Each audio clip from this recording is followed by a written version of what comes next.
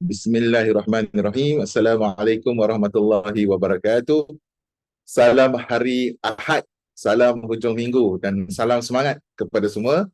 Alhamdulillah Allah izinkan kita berada pada pagi ini dalam keadaan sehat, dalam keadaan sejahtera, dalam keadaan damai. Mungkin ada sedikit hiruk pikuk pada hujung minggu, tetapi ruang dan juga peluang yang diberikan ini kita anggap sebagai satu percubaan untuk kita memberi impact yang berbeza sedikit sebagai persediaan kita pada tahun depan untuk menghasilkan buku yang pertama, insya-Allah. Dan kita boleh bermula dah sekarang pun.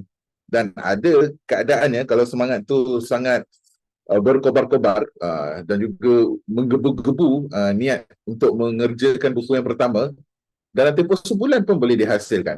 Seperti yang saya sebut dalam sesi sebelum inilah, dalam matematik penulisan, bila kita tahu fitrah kita menulis, kemampuan jumlah kita dapat hasilkan setiap hari, maka kita dah boleh rancang berapakah hari yang diperlukan untuk menghasilkan. Malah ada yang masuk dalam sistem yang agak rigid sifatnya, iaitu dia tetapkan disiplin, seperti yang pernah dilakukan oleh Fazli Yusof.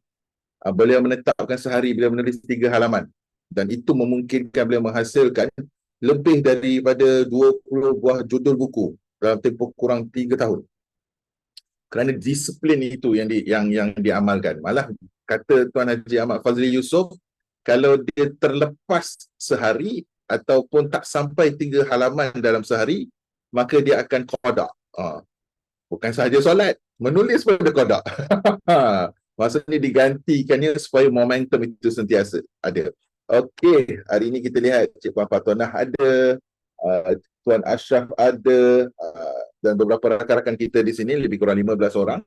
Ada yang datang atas faktor ulang kaji, ada yang datang atas faktor pertama kali menyertai seminar ini. Jadi, untuk itu tuan-tuan dan Cik Puan, izinkan saya untuk share skrin terlebih dahulu sebagai permulaan kita pada hari ini.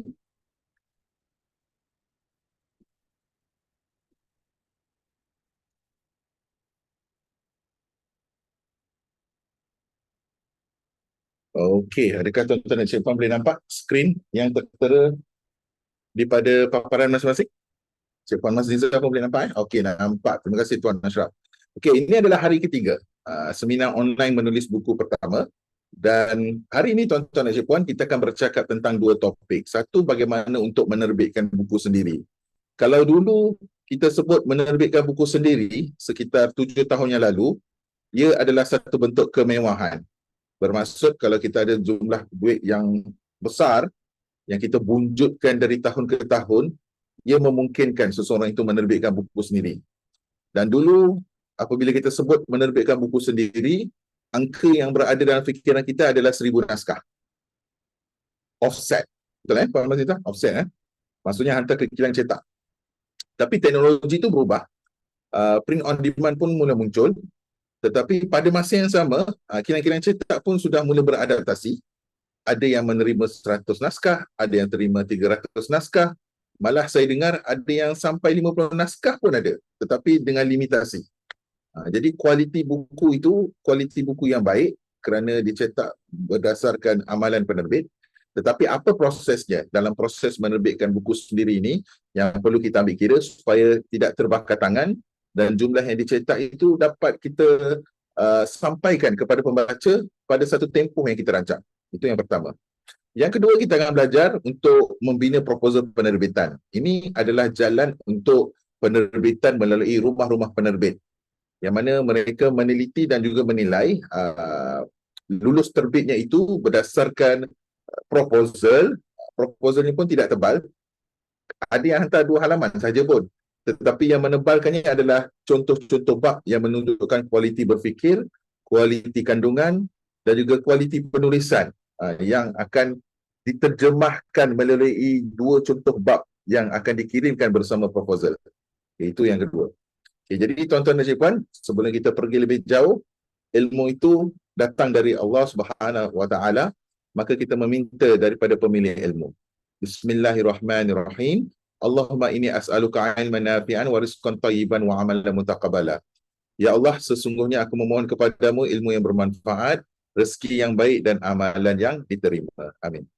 Okey, wah kelihatannya sahabat kita dari Singapura, Cik Puan Wananda pun datang kali kedua. Ini kira kelas ulangan lah ni. Uh, Terima kasih kerana hadir. Okey, seperti yang saya sebut sebelum ini, apa yang diamalkan atau apa yang ditunjukkan dalam sesi ini adalah perkara yang dipraktiskan oleh pengamal, tetapi be flexible and be kind to yourself. Jangan terlalu menekan diri untuk buat sesuatu, ambil jalan tengah. Agar yang pertama, kesihatan mental tuan-tuan dan cik puan terjaga. Itu yang paling kami utamakan sekarang pada waktu-waktu ini.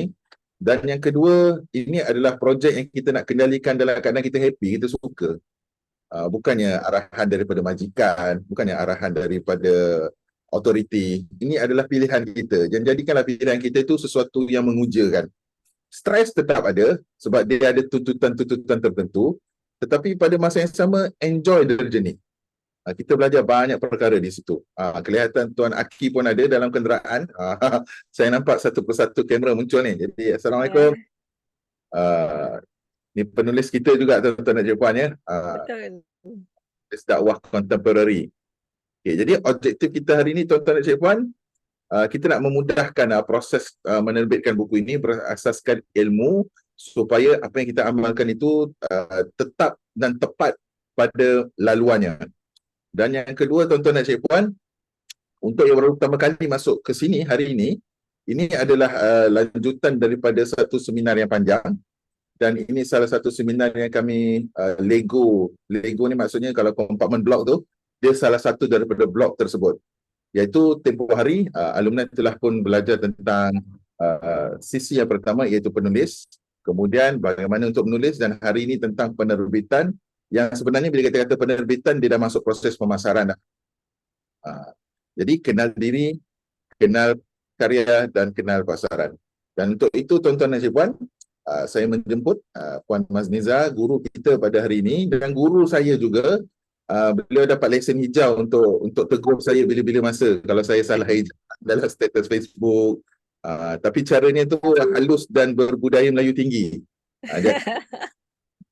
Dia tak ada letak kat komen tuan-tuan.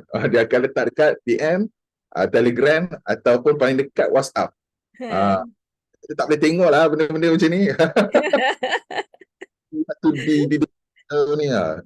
Jadi memang waktu kami kendalikan sekolah penulisan Ramadan tahun 2021 tu, hampir 2 hari sekali lah saya dapat teguran.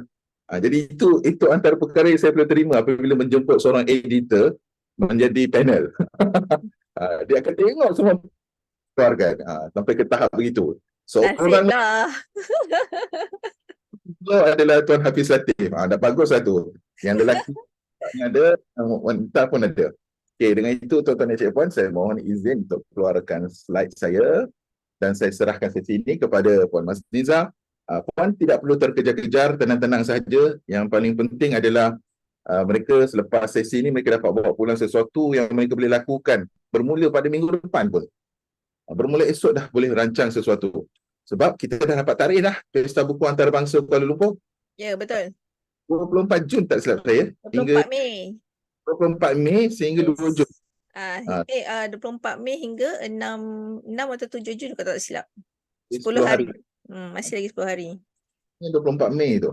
Jadi kita lah Puan Mas, bila manuskrip sudah siap, bila yang cetak. Sebab yang sesi sebelum ni Puan Wananda pun ada sertai, kita tak sentuh pun tentang tarikh Pesta Buku. Ya, tak ada. Hari tu dah dapat game plan dia dah berbeza. Tapi pada saya ini waktu yang agak cukup lah kalau kita bekerja dalam jadual yang tersusun. Kira-kiranya begitu. Dengan itu saya jemput Puan Mas untuk sesi kita hari ini dan bersedia tuan-tuan. Berkemungkinan kita ada sambungan petang melibatkan topik yang kedua. Apa-apa pun dia bergantung pada Puan Mazniza dan juga sesi jawab. Sesi soal jawab ni penting untuk tujuan memudahkan kerja tuan-tuan dan cik puan. Bertanya sahaja, tidak ada istilah soalan bodoh ataupun soalan yang tidak sesuai. Tanya sahaja.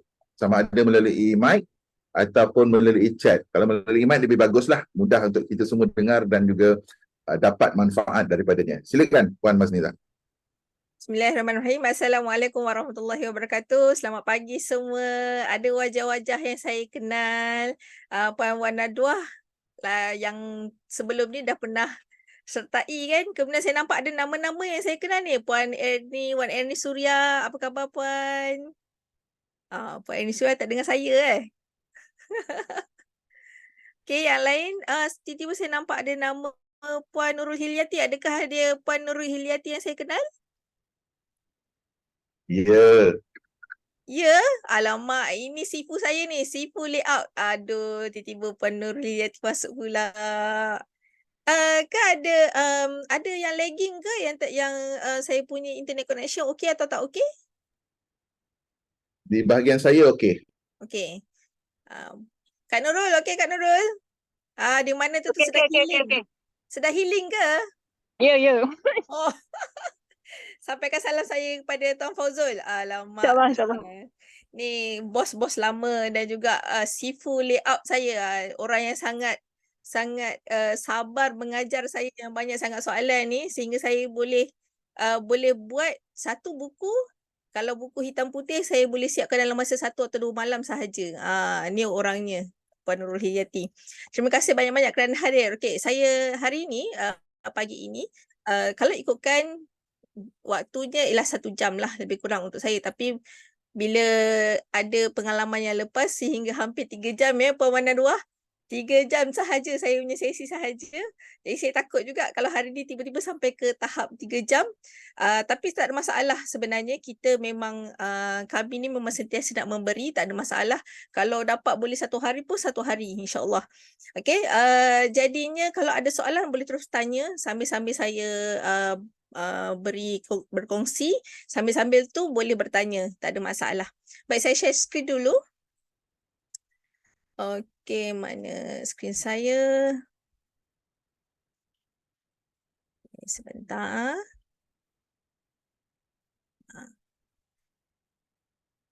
Okey, boleh nampak semua saya punya skrin? Okey. Baik. Saya kena adjust ni dulu. Baik, saya tak dapat tengok wajah semua orang, tapi tak mengapa sebab saya rasa ramai yang tak buka video, tak buka kamera.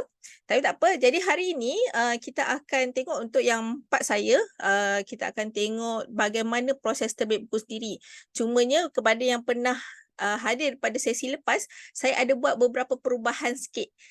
Sebab bila berkali-kali saya gunakan yang sama, masih lagi ada yang mungkin orang kata tak berapa faham sebab saya beri terlalu general. Jadi kali ini mungkin saya akan padatkan sikit lagi. Jadi beruntungnya yang datang hari ini kita padatkan sikit saya punya sesi ni. Baik, kita tengok bagaimana kita boleh terbit buku sendiri. Perkara pertama yang semua orang kena tanya, kenapa kena terbit sendiri? Okey, kita tengok kejap sebentar Kenapa saya punya skrin sebentar.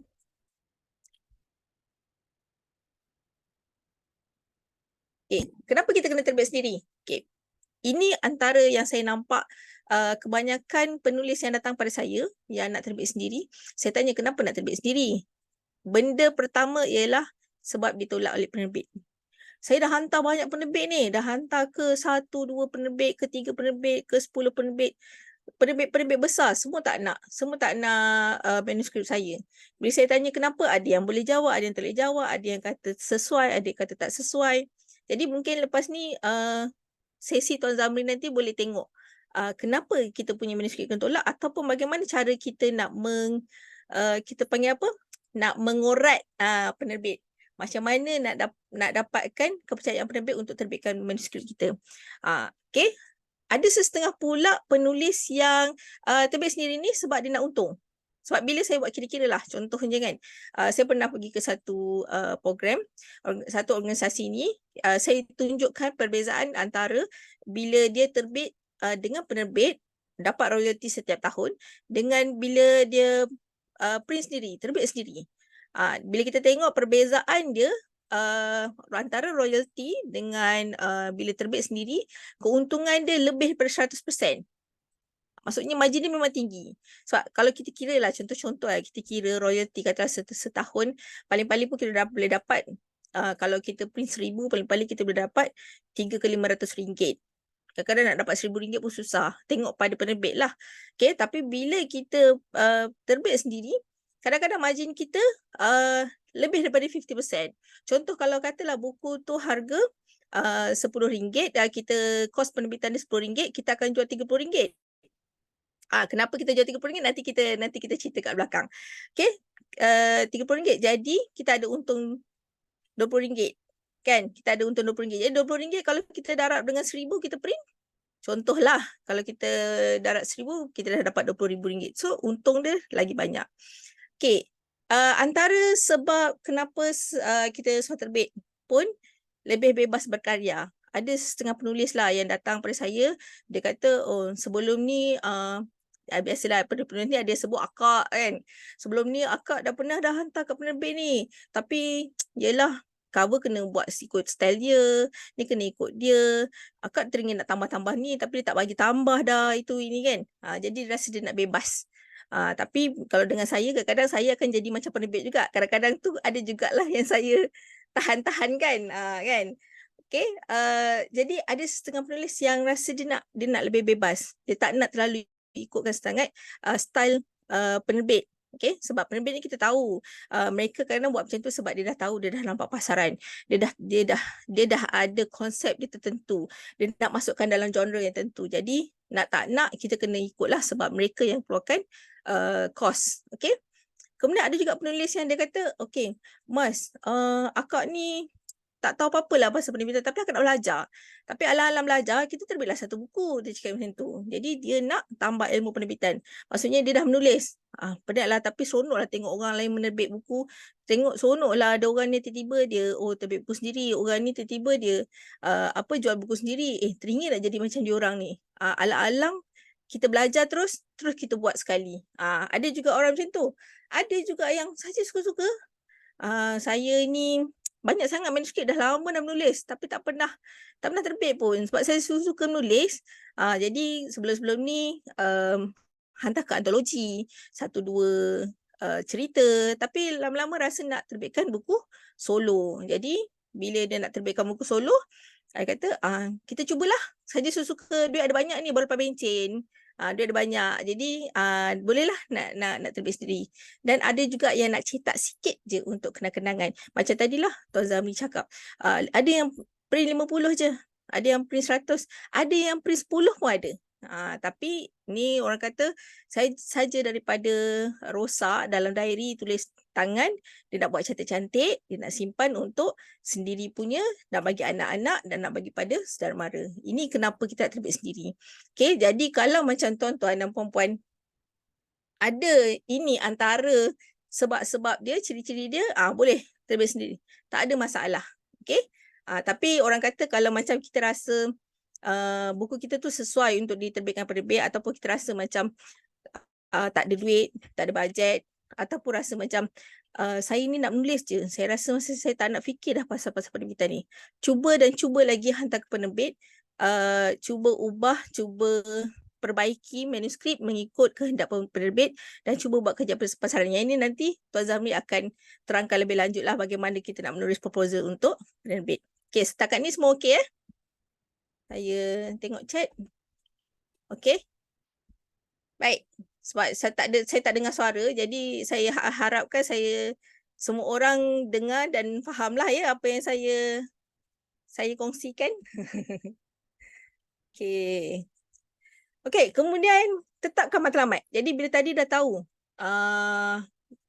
kenapa nak surat terbit, kena tetapkan matlamat. Contoh macam penerbit yang ada di pasaran, mereka ni dah ada matlamat dia tersendiri. Contoh macam baru-baru ni saya ke UM, di kiri kanan saya kita ada penerbit-penerbit yang bukan penerbit besar pun. Contoh macam IBDE, Inisiatif Buku Darul Ihsan. Saya nampak buku mereka ni bukan buku-buku popular. Buku mereka ni adalah buku-buku terjemahan yang berbentuk sejarah, berbentuk sastra, berbentuk biografi. Mereka ada matlamat tertentu. Dia punya crowd, dia punya pembeli dia bukan untuk semua orang sebenarnya, tapi dia tahu di UM akan ada pasaran dia. Jadi mereka ni bawa juga. Mereka ni terbitkan juga sebab mereka tahu mereka ni ada matlamat. Mereka tak ikut sangat trend. Mereka tak ikut sangat, oh kalau orang ni buat buku healing, dia pun nak buat buku healing. Orang ni buat buku puisi, dia pun nak buat buku puisi. Tak ada. Dia dah ada matlamat dia tertentu. Contoh, saya ada satu buku, baru je terbit. Anugerah Terpilih ni. Okay, ni contoh buku dia. Saya tanya dia, apa matlamat penerbitan Puan? Kata, okay, beliau ni ialah seorang cancer survivor. Cancer survivor dah 10 tahun. Cuma dia kata sebab sekarang ni biasa orang yang sakit kanser ni dia akan ada waktu dia relapse. Okay. Jadi dia kata dia dah mula rasa sakit balik. Okay. Bila macam tu dia rasa kata sebelum beliau pergi, beliau nak tulis sesuatu. Beliau nak beri sesuatu kepada orang. Itu matlamatnya. Dan beliau sendiri adalah pengasas kepada satu NGO yang orang kata apa? Untuk cater pesakit kanser ni. Mana pesakit kanser yang tak ada cukup duit untuk beli susu, untuk perubatan. Jadi daripada penerbitan buku ni, beliau kata beliau akan asingkan 20% untuk masukkan ke dalam NGO. Jadi itu matlamat beliau. Jadi macam contoh, tuan-tuan, puan-puan, cik puan, fikir, okey, matlamat, kenapa nak terbit buku ni? Adakah buku ni memang ini khas untuk sekolah? Okey, kita akan buat ikut sekolah-sekolah. Yang ini khas saya nak bagi orang-orang di persekitaran saya, circle, my own circle, cakap dia. Okey, kita boleh buat dalam bentuk tu. Jadi bila Puan Dorizima, nama Dorizima, Puan ni dia minta saya buat layout. Asalnya saya buatlah teks tu kecil sikit. Kecil-kecil sikit. Tapi dia kata, Mas, kebanyakan pembeli buku, bakal pembeli buku ni adalah orang-orang yang sakit. Jadi mereka ni tak nampak. Jadi bila tak nampak, dia minta tulisan dia besar. Nampak tulisan dia besar-besar. Dah ada lukisan, ada kata-kata. Jadi dia nampak ini untuk orang-orang yang memang sakit, yang memang nakkan sesuatu untuk diri sendiri, untuk rasa macam ada orang belai mereka, ada orang faham mereka. Jadi dia buat, bila dia tahu matlamat ni, dia tahu dia nak buat konsep buku dia macam mana. Okay? So setakat ni boleh faham? Okay. Saya punya slide memang tak banyak teks ya.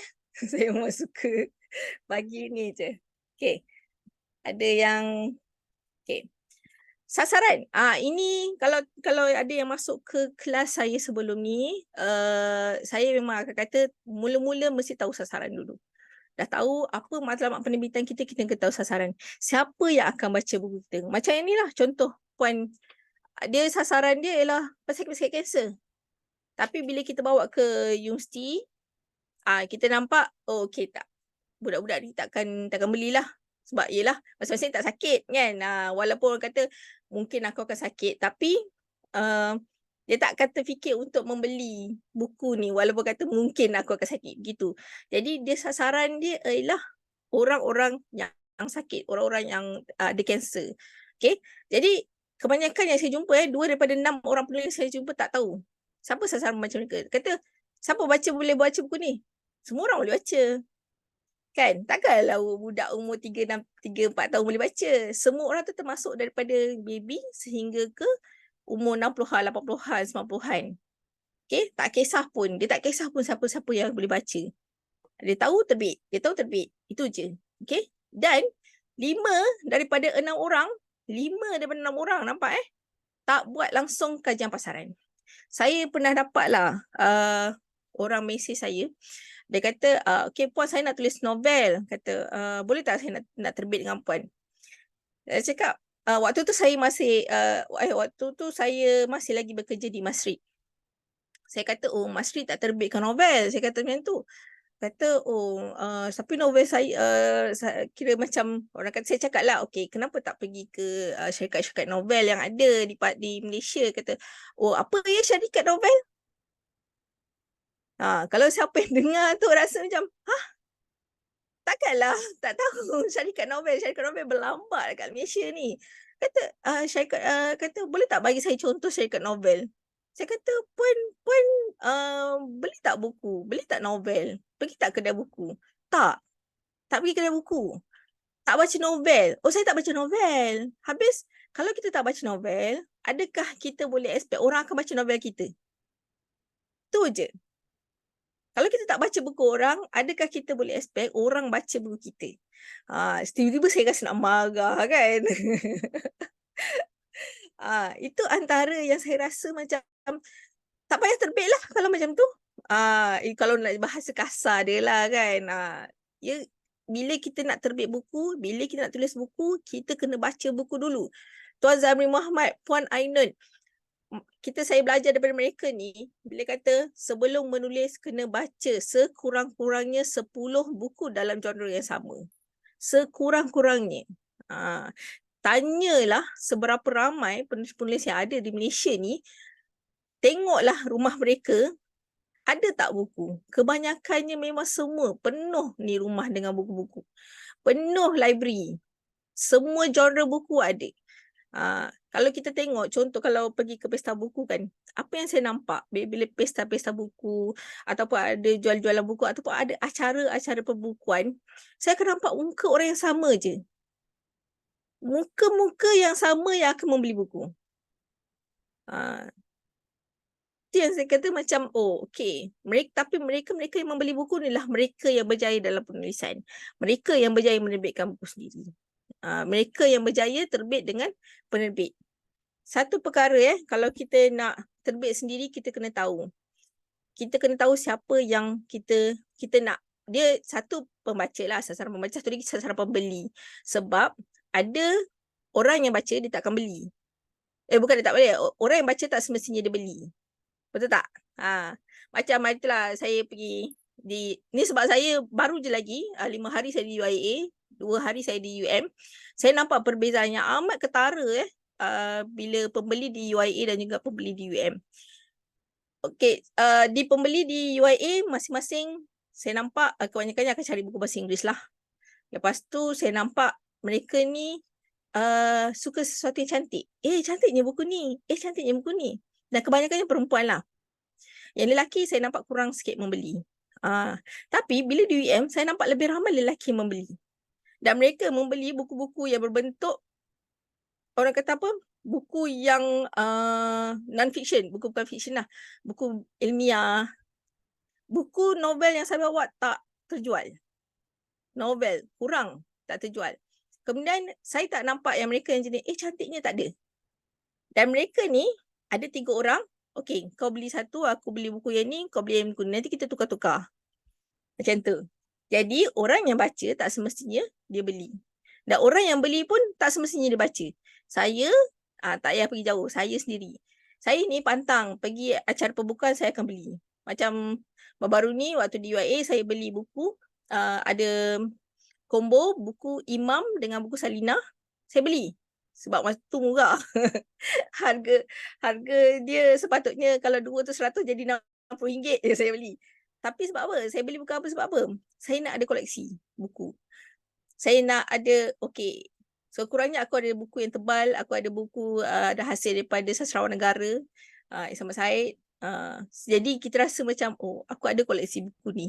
Tapi baca pun tak lagi. Ada kawan-kawan, rakan-rakan yang buat buku trilogi contohnya.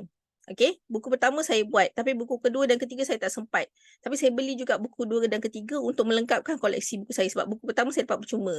Jadi saya rasa tak best lah, saya ada 1 buku je, saya nak beli 2 lagi. Buku kedua dan buku ketiga. Jadi nampak tak? Ada orang yang beli sebab cantik, ada orang yang beli sebab dia nak buat koleksi, ada orang yang beli sebab memang dia nak hadiahkan orang. Jadi kita kenal sasaran tu. Jadi cara dia macam mana? Cara dia pergi ke kedai buku. Saya pernah kongsikan kepada yang lepas, saya kata macam ni. Dalam sebulan, cubalah paling kuranglah 2 kali pergi ke kedai buku dalam sebulan. Okey, ataupun kalau rajin, kalau ada bajet ataupun ada waktu, pergi setiap minggu. Okey, 1 hari pergi kedai buku, berdiri 1 jam. Jangan buat apa-apa, jangan tengok buku, berdiri. Mungkin carilah ruang yang kita boleh nampak. Kalau kat kedai buku tu kan kita nampak ada, kita panggil aisle tu apa? Lorong-lorong tu kan. Lorong-lorong tu dia Siap ada, okay ni umum, ini apa, ini self-help, ni semua tu kan. Okay, dan kita tengok senarai weekly bestseller. Bestseller mingguan, kita tengok. Okay, contoh kita tengok kalau katalah bestseller mingguan, katalah satu buku tu, katalah buku Tuan, kita bagi Chan lah dekat Tuan Zamri kan. Katalah buku Tuan Zamri bestseller waktu tu, minggu tu. Okay, kita tengok rak yang ada buku Tuan Zamri ni, buku menulis kisah hidup yang sedang dibaca ni, kita tengok rak dia kat mana? Okey, rak dia kat sana. Kalau kita rasa macam tak nak bagi nampak stalker sangat kan, kita duduklah dekat-dekat sikit sambil-sambil kita pegang-pegang buku kan. Kita tengok orang yang pegang buku ni macam mana? Orang macam mana yang pegang buku tu? Orang macam mana yang belik buku tu? Orang macam mana yang tengok angguk-angguk baca sikit. Sebab kalau tu sebab saya suka menjual secara offline, sebab saya boleh nampak karakter, saya boleh nampak gaya tubuh badan, kita boleh nampak, kita boleh dengar apa yang dia bercakap dengan kawan dia. Dan daripada situ saya gunakan data tu untuk saya kaji pasaran. Contoh kita ada buku, kejap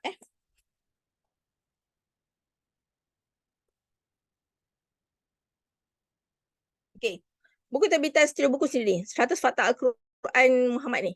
Okay, kalau tengoklah buku ni kan, percaya tak, di UIA saya bawa 10 habis. Di UM saya bawa 5 habis. Saya memang untuk yang ni saya bawa sikit-sikit je, saya tak bawa banyak sebab kita nak mengangkut balik tu memang tak kuasa dah kan, sebab cuma 5 hari dan juga cuma 2 hari.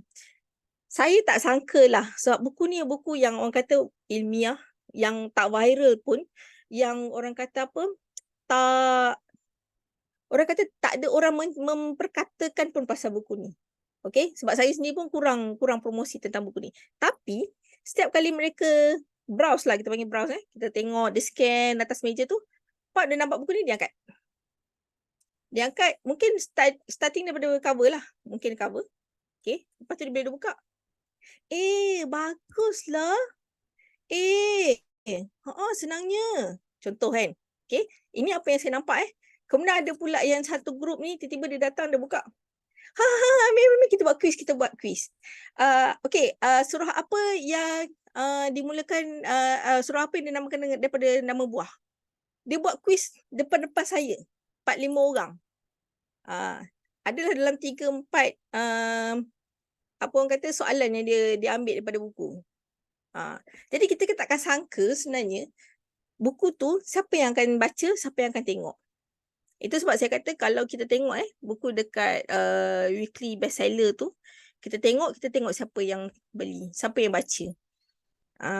So kalau kita tengok katalah dalam 10 orang tu, sebab saya kata tunggu sejam. Dalam 10 orang yang ada kat situ, berapa orang yang akan pegang buku tu? Kalau kita tengok, okay, 3 orang yang akan pegang, okay, memang patutlah dia jadi bestseller. Sebab faham bila dia kata weekly bestseller, bermaksud dalam kedai tu,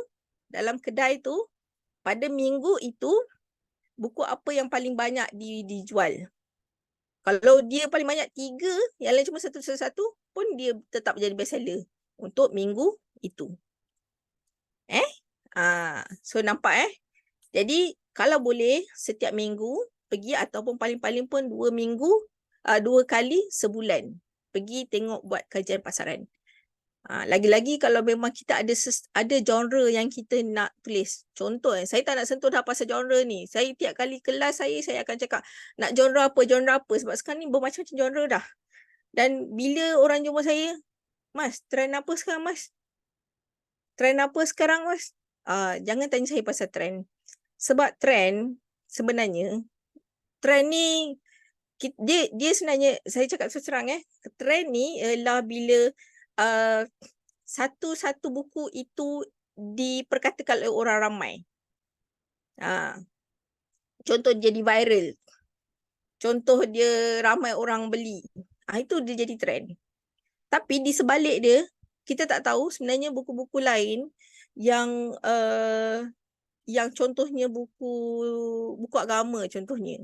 Buku tentang hadis, buku tentang Muhammad, buku biografi sebenarnya terjual. tapi cuma dia tak diperkatakan. Macam contoh waktu di UIA dan juga di UM, kan viral di TikTok pasal buku biografi Muhammad Rasulullah yang PTS punya tu, dan juga buku Muhammad yang IBDA, yang inisiatif buku Darul Ihsan. Yang itu tengah viral, bila kita letak tu macam, yang ni yang viral tu kan, yang ni yang viral tu kan. Okay, beli. Kebanyakan orang beli sebab apa? Sebab viral. Jadi bila kita tengok, kalau kita nak buat buku trend, kita kena pastikan buku kita tu viral. Sebab bila trend dah jatuh, bila trend dah tak ada, apa jadi kat buku kita? Kalau kita kalau kita terbit lambat, alamatnya dia akan duduk bawah katil. Tu je. Okay, saya tengok ada yang chat. Okay, Puan Aisyah Uda, bilik saya dah jadi stok buku. Bilik saya ni pun stok tu saya tutup dengan kain hitam ni. Novel cinta banyak tapi sampai sekarang tak boleh terbit lagi. Okay, dia mungkin ada banyak sebab saya tak pasti sebab apa Puan Aisyah novel cinta tak boleh terbit tu. Mungkin tak jumpa penerbit yang sesuai ataupun novel cinta tu terlalu klise, saya tak pasti. Mungkin boleh nanti yang kelas dengan Tuan Zabri boleh tanyakan lah macam mana kalau nak hantar ke penerbit, sebab novel cinta atau novel yang kita terbit sendiri, novel ni bila kita terbit sendiri, kita kena betul-betul kuat banner kita punya pengikut. Orang panggil tribe lah, tribe bila novel ni. Sebab ataupun dia kena pandai viralkan lah. Contoh macam yang waktu pesta buku baru-baru ni, ada satu buku, tiba-tiba orang datang minta nak beli buku tu. Saya tanya tajuk apa, Kasyaf Farah Hada kalau tak salah saya, dia terbit sendiri. Dia viral di TikTok, semua orang bercerita tentang buku dia, tapi kesilapan beliau ialah beliau print cuma 50. Waktu tu bila dah print 50 habis, nak menunggu dia print lagi, ambil masa 2-3 hari. Waktu pesta buku dah ni lah. Jadi bila kita kata, okay, kita dah, ini sebenarnya dah masuk yang belakang nanti, pada pemasaran. Tak apa, saya adjust sikit lah. Okay, dia dah viralkan tu, dia, aku tak sangka pula buku aku ni viral. Jadi bila kalau contoh kita nak viralkan ataupun kita nak bagi dia ada trend, kita kena pandai-pandai lah tengok sasaran kita. Tapi kalau tak silap saya, sekarang ni pun dah turun dah. Dah tak ada orang tanya lagi pasal buku tu. Okay. Boleh setakat ni boleh Saya risau Puan Nurul Hidiati ni, sebab nanti mesti Tuan Fauzu tengah dengar sekali tu. Aduh. Okay, boleh sasaran dan kajian pasaran. Kajian pasaran tu sangat penting lah. Kalau boleh jangan duduk terperuk je lah. Kita tanya sekeliling, tanya okay, kalau keluar buku macam ni macam mana, okay tak? Ataupun kita tengok, kita kena banyak lah tengok TikTok ke, kita kena banyak tengok Facebook, media-media sosial yang lain, buku apa yang tengah banyak orang beli. Tu je. Kalau kita betul-betul nak terbit ikut trend lah. Okay, kemudian, okay, ada soalan tak tadi saya risau ni semua orang dengar yang saya nampak muka Puan Wan Nadwah dengan Puan Erni, alhamdulillah masih lagi kekal dengan saya. Saya harap yang lain pun masih lagi juga kekal. Saya nampak ada nama H Zulkarnain ni, adakah orang yang saya kenali? H Zulkarnain ni. Baik. Kita teruskan ke konsep buku. Ini saya memang cakap dengan Tuan Zamri. Saya cakap sekali ni saya nak buat betul-betul sejam. Saya tak nak panjang-panjang. Tapi kalau ada soalan saya tak ada masalah. Saya boleh jawab. Baik, kita tengok tentang konsep buku. Ini yang saya cakap tadi. Bila kita dah tahu apa matlamat penerbitan kita, kita dah tengok dah pasaran kita. Terima kasih Tuan Aki. Ya Allah, ni penulis yang lama ni. Mana buku baru Tuan Aki? Saya menunggu-nunggu buku baru. Okey, bila kita dah tengok matlamat penerbitan, kita dah tahu dah siapa pembaca kita, sasaran kita kena tahu apa konsep dia. Bila kita dah tahu macam tadi buku Anugerah Terpilih tu, buku Anugerah Terpilih ni, dia dah tahu matlamat penerbitan dia untuk apa. Untuk bantu NGO, untuk bantu NGO dia sendiri, dan untuk orang kata apa, bila sebelum dia pergi, dia ada sesuatu yang ditinggalkan. Kemudian dia tahu siapa pasaran pembaca dia. Tahu siapa sasaran pembaca dia. Sasaran pembaca dia lah orang-orang yang memang ada sakit, kanser. Orang-orang yang memang mata dah tak nampak dah. Itu sebab dia buat konsep buku dia buat dalam bentuk font yang besar. Kemudian dia ada kata-kata healing lah dia panggil kan. Kata-kata healing. Okey. Kemudian dia ada tips juga. Apa soalan-soalan yang patut diberikan kepada doktor bila pergi. Okey. Dan akhir sekali sebabnya dia kata okey macam ni. Sebab ada kawan-kawan dia nak beri testimoni. Kata-kata. Jadi dia buat colour sikit belakang. Yang lain hitam putih. Yang belakang 8 muka surat dia buat warna. Dan sebabkan dia nak abadikan rakan-rakan dia NGO beliau masukkan juga gambar-gambar aktiviti NGO dia. Aktiviti NGO. Nampak? Okey. Jadi bila nak tahu konsep buku, cari contoh buku kat pasaran.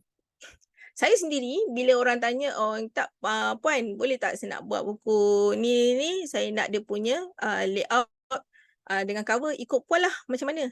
Saya kata tak boleh ikut saya sebab buku saya. Saya hanya bantu untuk siapkan dan terbitkan. Jangan ikut saya. Saya boleh beri guide, saya boleh consult, saya boleh beri nasihat, tapi terakhir dia puan sendiri yang kena tetapkan. Penulis sendiri kena tetapkan. Jadi, saya cakap macam ni. Ambil mana-mana buku yang puan rasa puan suka sangat konsepnya.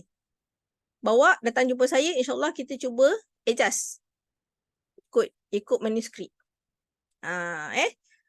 Ambil, bawa satu buku. Tu sebab bila saya buat consultation, saya kata, okay, siapa yang nak buat consultation dengan saya, kali pertama kita kena jumpa. Sebab apa? Bila setiap kali jumpa, saya akan bawa satu beg yang penuh dengan pelbagai konsep buku.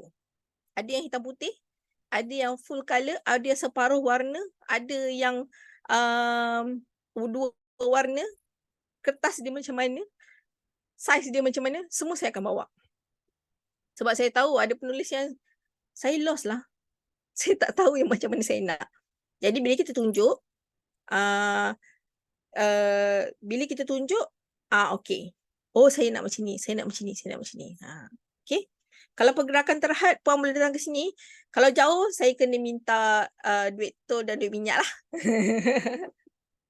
Dan tengok nanti kalau jauh mungkin kena hotel juga kan. Kalau jauh tu, kita tengok macam mana. Boleh. InsyaAllah.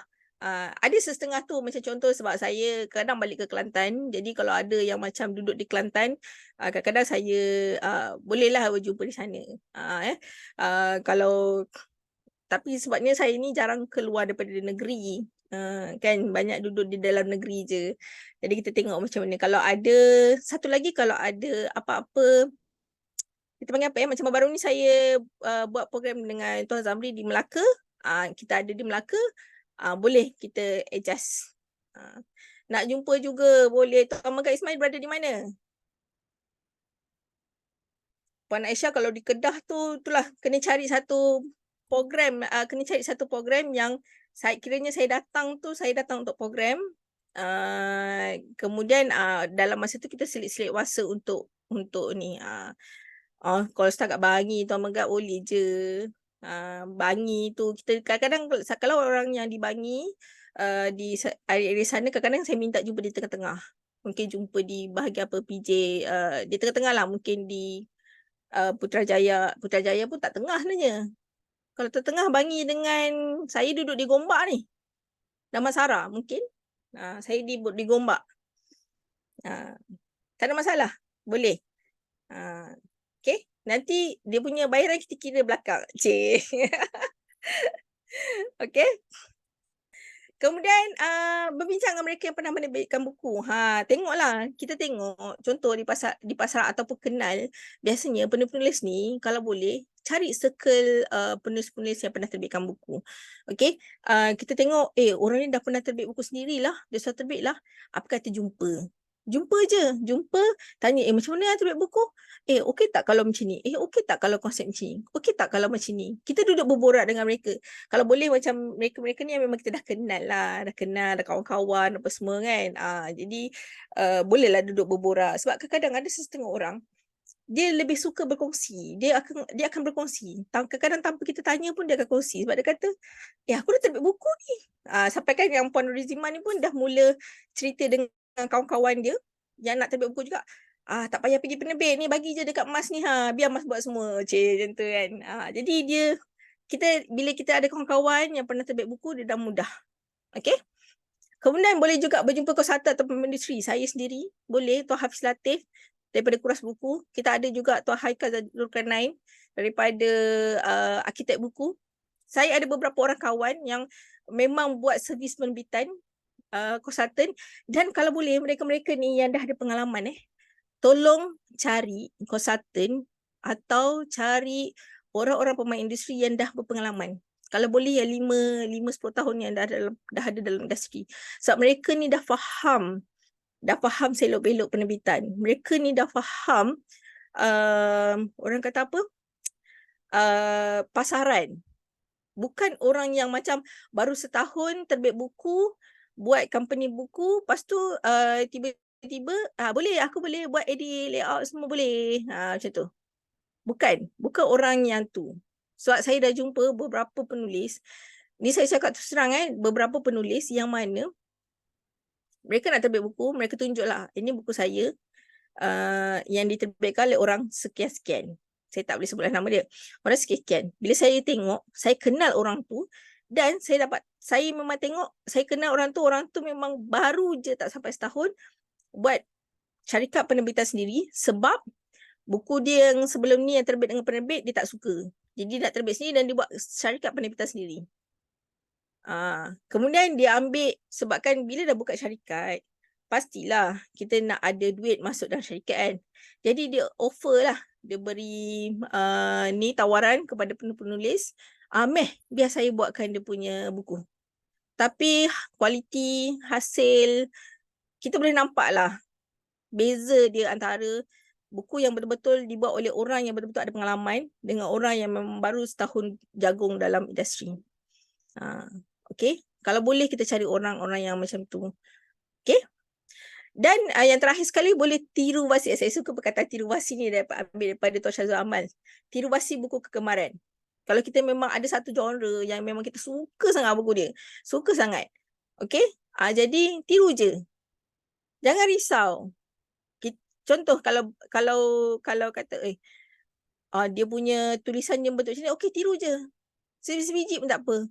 Dia ada gambar macam ni, okey kita cari yang ada gambar macam ni. Kalau dia punya cover macam ni, warna macam ni, okey. Tapi janganlah tiru bulat-bulat. Maksudnya kita kan tiru basi, tiru dan inovasikan. Buku kegemaran kita, buku bestseller. Sebab kalau perasan cover-cover kat pasaran pun lebih kurang je. Dia nampak, cover macam ni boleh jual. Okey, kita buat style-style macam ni. Lebih kurang je. Jadi itu yang kita panggil, kita tiru basikan. Tuan Megat boleh? Kalau datang Gombak, Alhamdulillah lagi bagus. Nanti belanja saya minum dekat, kat sini Starbucks tak boleh dah. Kita kena cari tempat lain. Belanja saya minum kopi, boleh? Okay? Baik, so dah faham tentang konsep buku ni. Okay, yang penting cari satu buku, yang penting buat kajian buku apa yang orang ramai cari, dan bawa buku tu jumpa dengan konsultan atau pemain industri. Kalau dapatkan recommendation lagi baik. Biar melalui recommendation. Bukan orang yang, tak apa, aku boleh buat. Boleh, bagilah, tak apa, murah-murah je. Ini perkara yang saya bincangkan dengan rakan-rakan yang buat servis penerbitan. Kami dapat tahu ada orang-orang yang baru-baru saja dalam industri yang potong harga murah teramat murah, sehingga kan dia mengganggu industri lah. Dia kata, okey, dia jumpa satu ni, kita bagi tahulah harga, sebut harga. Okey, harga kita begini-begini. Kata, saya boleh dapat harga begini.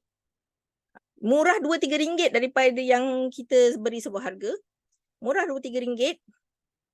Tapi end up orang tu datang balik, saya bagi orang tu dekat setahun tak siap-siap. Bila dah siap setahun, kualiti dia bagi, memang dengan tulisan kecil, kejap ejaan tu tak apa, ejaan tu editor kan, tapi tak tahulah ada setengah editor yang dia keluarkan editor ni, dia kata dia editor tapi dia sendiri pun edit tak habis edit. Macam tu lebih kurang. Okay. Yang layout terlalu rapat dengan margin. Okay, saya bagi satu contoh buku lah.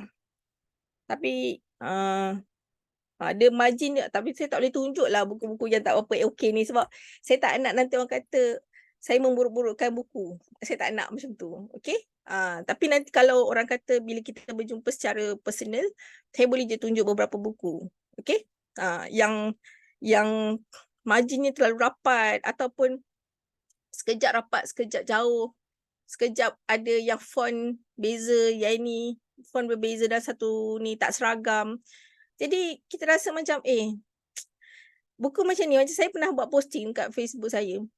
Buku macam ni kalau kita nak bagi pada ejen ataupun kita nak bagi pada ni pun kadang-kadang sampai alah malunya aku nak tolong jual. Macam tu. Orang yang nak membeli pun kalau kita sebagai penulis penulis kita nak jual, nanti orang yang tengok pun harga mahal tapi macam ni je kualiti kau nak bagi, macam tu contoh dia kan. Jadi kita kena pastikan konsep buku kita tu kena pastikan kata kemas seragam. Dia tak semestinya cantik sebab cantik ni subjektif. Okay. Boleh semua ada yang terleft ni internet tak okey ke? Puan Azian pun, Azian Nira baru masuk. Ramai pula hari ni. Okay. Saya ingatkan tak ramai. Okay, ini yang penting. Tolong dapatkan khidmat profesional. Okay, ada setengah tu kata contoh kan. Macam design cover. Okay, kita faham kadang-kadang ada yang tak ada bajet pun nak buat. Okay. Tapi dia tahu apa dia nak. Dia tahu konsep yang dia nak. Okay. Macam contoh buku anugerah terpilih ni. Beliau mulanya asalnya ada masalah kewangan sikit. Saya kata tak ada masalah kalau nak minta orang lain buat, kita okey. Tapi bila anak dia buat sendiri, bila anak ni of course lah tak payah bayar kan. Anak sendiri buat, dah ada konsep, dia beri pada kami, dia tunjuk. Saya kata beginilah. Okey, tak apa Puan Azian. Okey, beginilah Puan. Kami guna konsep Puan, kami guna gambar Puan, tapi saya minta designer profesional saya untuk orang kata kemaskan. Saya cakap macam tu. Bukan saya kata ubah habis, tapi kemaskan. Okay, saya cuba share. Saya stop share ni. Saya cuba share cover asal yang beliau beri pada saya. Okay, ni cover asal. Ini cover yang anaknya buat lah. Anak dia buat. Okay. Kemudian saya kata, okay dari Puan, cuma gambar tu pecah sebab gambar kecil. Nanti bila print tak cantik. Saya cakap macam tu. Kemudian kita nak kemaskan lagi Puan. Font kita nak ubah sikit. Jadi akhirnya jadi macam ni. Saya letaklah yang baru. Macam ni. Nampak tak? Konsep bersama. Okay. Kita tak ubah banyak pun. Tapi kita kecilkan sikit gambar dia supaya gambar tu tak pecah. Kemudian kita ubahkan font dia supaya nampak lebih menarik. Warna dia belakang pun kita ubahkan warna dia. Nampak pink-pink. Ni sebab dia asalnya macam ni. Yang belakang macam ni. Kurang kemas. Lepas tu semua huruf besar. Kurang kemas. Okay. Jadi kita ubah dia menjadi lebih kemas. Nampak tak beza khidmat profesional dengan ahli keluarga sendiri. Memang murah, memang tak payah bayar. Tapi kita nampak beza dia. Okay, boleh okay, saya stop share, saya share balik saya punya. Ni. Zoom saya tadi. Zoom pula Canva tadi. Okay. Boleh nampak beza dapatkan khidmat profesional dengan yang buat sendiri. Okay. Sama juga dengan layout dalam. Layout dalam pun sama. Memang kita kata saya boleh buat guna Word je. Tak ada masalah. Cuma bila buat guna Word, kena faham keseragaman, kena faham margin tepi tu besar mana, font kena besar mana, size antara line tu dia punya leading, bukan leading kita panggil kalau ni space kan, 1.5 ke 1 ke pun kena banyak mana. Dia asalkan ada ilmu. Kalau rasa macam okay kita tak ada bajet, isi dalam saya boleh buat sendiri, okay fine, tak ada masalah. Boleh, tak ada masalah. Okay. Cuma bila datang ke editor, kalau boleh kena ada mata kedua. Kena ada mata kedua. Sebab bila kita menulis, saya cakap terserang kebanyakan orang bila menulis, memang dia guna minda bawah sedar dia. Minda bawah sedar dia. Dia menulis, dia tak ingat pun, dia tak tahu pun tu adalah betul ke salah ke ejaan ke apa, tak. Dan biasanya ini apa yang kita praktikkan lah dalam kelas-kelas. Kita cakap, okay, bila dah menulis, habis menulis, dah cukup siap satu manuskrip, simpan peram dalam 1-2 hari. Ini pun Tuan Zami pun selalu juga bagi. Bila dalam kelas beliau pun, beliau memang cakap macam tu. 1-2 hari kita peram dulu, kita simpan dulu, kita lupakan dulu, baru buka balik, tapi kita baca atas topik editor. Maksudnya kita nak tengok ada kesalahan ejaan tak? Ada kesalahan tata bahasa tak? Ada kesalahan struktur ayat tak? Macam tu. Okay? Tapi kena ada mata kedua. Ni kes kes di penerbit sini, PTS sendiri. Ni saya terus cakap terus terang minta maaf Kak Nurul, Tuan Fauzul. Di PTS sendiri kita ni memang dah ikut SOP. 6 kali proof pun ada jumpa kesalahan. Saya sendiri ni pernah kena tengking dengan Tuan Fauzul. Ni kalau Tuan Fauzul dengar ni, ni ingat ni, saya pernah kena tengking dengan Tuan Fauzul sebab kesilapan saya dekat running head je. Waktu buat layout. Nampak? Jadi benda-benda ni kadang-kadang dia orang kata benda ni adalah remeh je. Kecil lah pembaca. Kalau dia suka, dia baca je. Tak kisahlah benda tu margin sengit ke apa ke, memang betul. Tapi berapa kerat sangatlah. Contohlah, kata print 100. Contoh, print 100. Berapa yang boleh terjual? Ada setengah tu beli sebab kesian. Ada setengah beli sebab kawan saya yang tulis. Ada setengah tu beli sebab kita ni dah beria cerita, ni buku aku ni popang. Dia pun tak apalah, beli je lah. Kan? Tapi daripada 100 tu berapa je yang terjual? 10, 20. Yang lain? Nampak So, itu pentingnya bila kita kena guna khidmat profesional. Bukan saya nak upsell atau apa, tapi sekurang-kurangnya bila ada ilmu, sekurang-kurangnya bila kita dapatkan khidmat profesional, kita sambil belajar. Contoh macam kebanyakan yang jadi klien saya, kebanyakannya ada yang dia boleh ajar orang lain. Ada yang belajar dengan saya sekarang ni, dia pun dia boleh consult orang lain. Cuma saya kata, bila nak consult orang lain, kita sendiri kena masih lagi belajar. Saya sendiri pun masih lagi belajar. Saya sendiri pun masih lagi turun ke lapangan. Saya sendiri pun masih lagi pergi buat kajian pasaran. Walaupun saya tak tulis buku, saya tetap tengok pasaran. Itu yang penting. Dapatkan khidmat profesional yang memang betul-betul tengok pasaran. Yang betul-betul kita tengok contoh apa yang dia dah buat. Oh, okey, macam ni. Dan saya memang akan tunjuk, saya bawa buku-buku yang saya buat sendiri. Puan, ini semua hasil kerja saya. Kalau puan rasa hasil kerja saya ni tak okey, jangan ambil saya sebagai penyedia free service. Jangan ambil saya sebagai editor. Jangan ambil saya sebagai pereka letak. Tapi kalau puan rasa kerja saya bagus, puas hati dengan hasil kerja saya, okey, ambil saya. Macam tu. Jadi, bila kita nak dapatkan khidmat profesional, kita tengok. Tengok dulu hasil kerja dia. Alright? Boleh Yang lain boleh Ada soalan setakat ni? Ke terlelap? Senyap je. Saya risau betul kalau orang tak boleh respon ni. Sekarang pukul berapa? Okey, 11. Okey. Sikit je lagi. Okey, sikit lagi. Saya memang saya dah cakap dengan Tuan Zamri, saya kata saya habiskan dalam masa sejam lebih. Okey, kita tengok ada ni. Alright. Okey, tak ada soalan setakat ni? Bagus-baguslah yang kali ni punya. Tak ada soalan Mungkin apa yang saya kongsikan ni semua maksudnya dah tahu. Tak apa. Ataupun mungkin ada yang masih lagi blur. Saya tak pasti. Baik. Dah habis. Kita dah tahu dah apa matlamat. Kenapa kita nak surat terbit. Kita dah tahu dah apa matlamat penerbitan kita. Kita dah tahu dah siapa sasaran pembaca kita. Kita dah tahu dah konsep buku yang kita nak buat. Dan kita dah dapatkan apa khidmat profesional. Paling penting, rancang kos dengan modal. Ramai yang bukunya terhenti separuh jalan disebabkan kos. Sebabkan tak ada modal. Saya ada 2-3 job ni. Puan, boleh tak hold dulu job? Saya tengah tak ada bajet.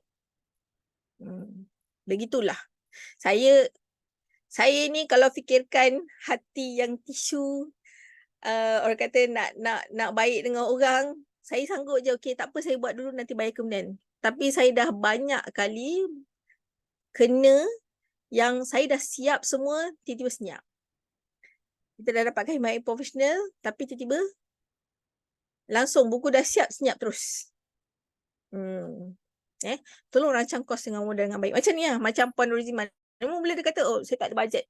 Tiba-tiba kurang bajet. Okay. Tapi apa dia buat? Bila dia dapatkan saya sebuah harga apa semua, dia kata okey, mas yang ni tolak. Yang ni aunty tak nak buat. Okey. Tapi lepas tu tiba-tiba, bolehlah mas kita buat yang ni. Kata macam mana? Ada tak modal? Ada tak kos? Okey tak apa. Aunty ni buat pre-order dulu. Okay, dia tanya, boleh tak minta dengan printer, nak tengok sebuah harga, nak tahu berapa, kita kira dulu kos betul-betul.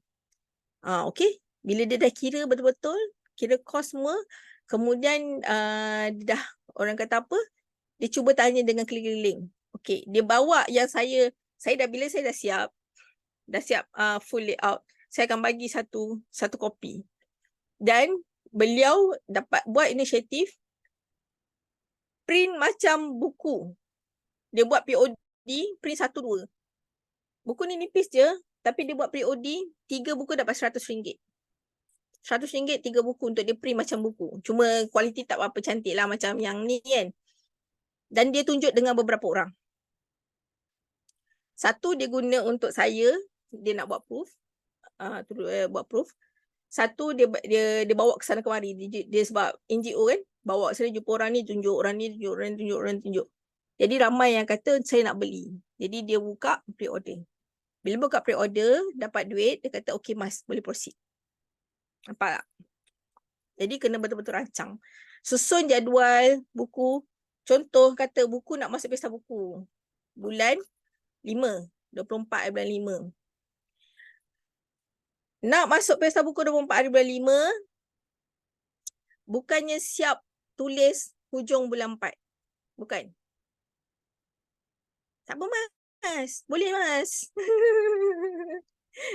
Minta maaf saya akan tolak. Mentah-mentah saya tolak.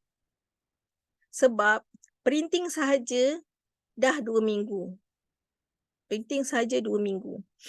Itu tak kira lah kalau dia tak ada queue. Tapi menghala ke pesta buku, kebanyakan printer akan sibuk sangat dan akan panjang queue dia. Jadi kita boleh expect satu buku untuk print 3 ke sebulan. 3 minggu ke sebulan. Jadi kena rancang betul-betul. Kalau buku nak masuk pesta buku, paling-paling lewat lah. Bulan 2 dah siap manuskrip. Hantar untuk servis penerbitan awal bulan 3. Ambil masalah sebulan untuk settlekan semua. Layout, editing. Itu pun kalau tak ada perubahan-perubahan dan penambahan-penambahan. Macam jadi kes ni, buku Anugerah Terpilih ni, asalnya kita nak buat dalam masa 2 minggu je. Sepatutnya nak kena terbit bulan 10 sebab Cancer Month. Cancer Awareness Month. Sebab buku memang siap. Bulan 9 tu saya dah dapat manuskrip dah. Tapi sebab ada perubahan, penambahan, apa semua tu, dia jadi memang pertengahan bulan 10 baru dapat siap full, hantar printer 30 hari bulan 10 baru dapat siap. Nampak Jadi betul-betul tolong susun jadual betul-betul. Nak masuk pesta buku kena tolong susun jadual. Dan pastikan bila kita dah kita kena kenal pastilah siapa orang yang akan bawa buku kita. Okay.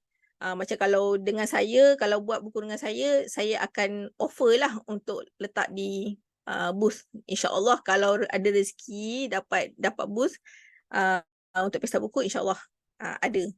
Okay. Kira kos. Okay, yang ini macam yang lepas kita ada buat sesi kira kos yang kali ni kita tengoklah kalau rasa nak ada masuk kira kos, kita buatlah sikit.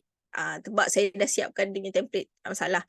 Kos jangan kira kos printing sahaja. Jangan kira kos printing sahaja. Kira sekali dengan kos servis penerbitan. Maksudnya kalau ada charge consultant, kena. Charge consultant saya cakap betul serang charge consultant bukan saja-saja kita nak bagi charge, bukan saja kita nak ni. Charge consultant ialah charge kita ilmu yang kita bagi. Okey, ini cadangannya dan juga monitoring fee. Monitoring fee ni maksudnya daripada buku tu nak tengah buat sampai dah nak print. Yang kita duk mesej malam-malam, kita duk ni tanya soalan tu, tanya soalan ni, itu dikira juga as monitoring fee. Kita berurusan dengan printer.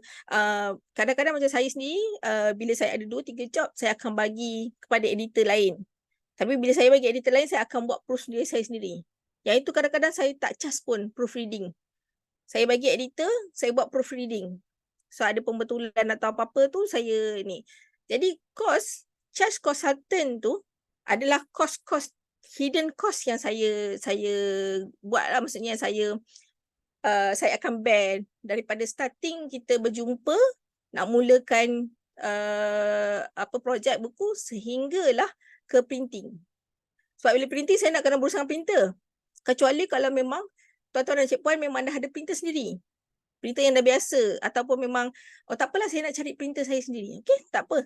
Saya akan siapkan sampai habis, yang itu pandai-pandai urus dengan printer. Tapi ada yang setengah tu memang nak saya terus uruskan printer sebab saya dah ada printer-printer yang saya biasa berurusan. Mereka dah tahu dah gaya saya macam mana. Jadi dia lebih mudah, tak apa, akak bagi duit je. Kau urus kelas semua mas. Macam tu. So saya akan berurusan, jadi mesej-mesej saya dengan dia apa semua tu dah termasuk dalam charge consultant. Okay. Charge editor. Charge editor ni pun berlainan. Berbeza dari segi apa? Sebab bila orang minta sebuah harga, saya akan minta teks dulu. Kenapa? Sebab ada setengah tu kalau saya bagi sebuah harga, saya tengok tiba teks tu banyak sangat yang saya kena ubah. Banyak sangat yang saya kena betulkan. So dia dah problem dekat saya. Okay. Ada setengah yang charge RM5 ke RM8.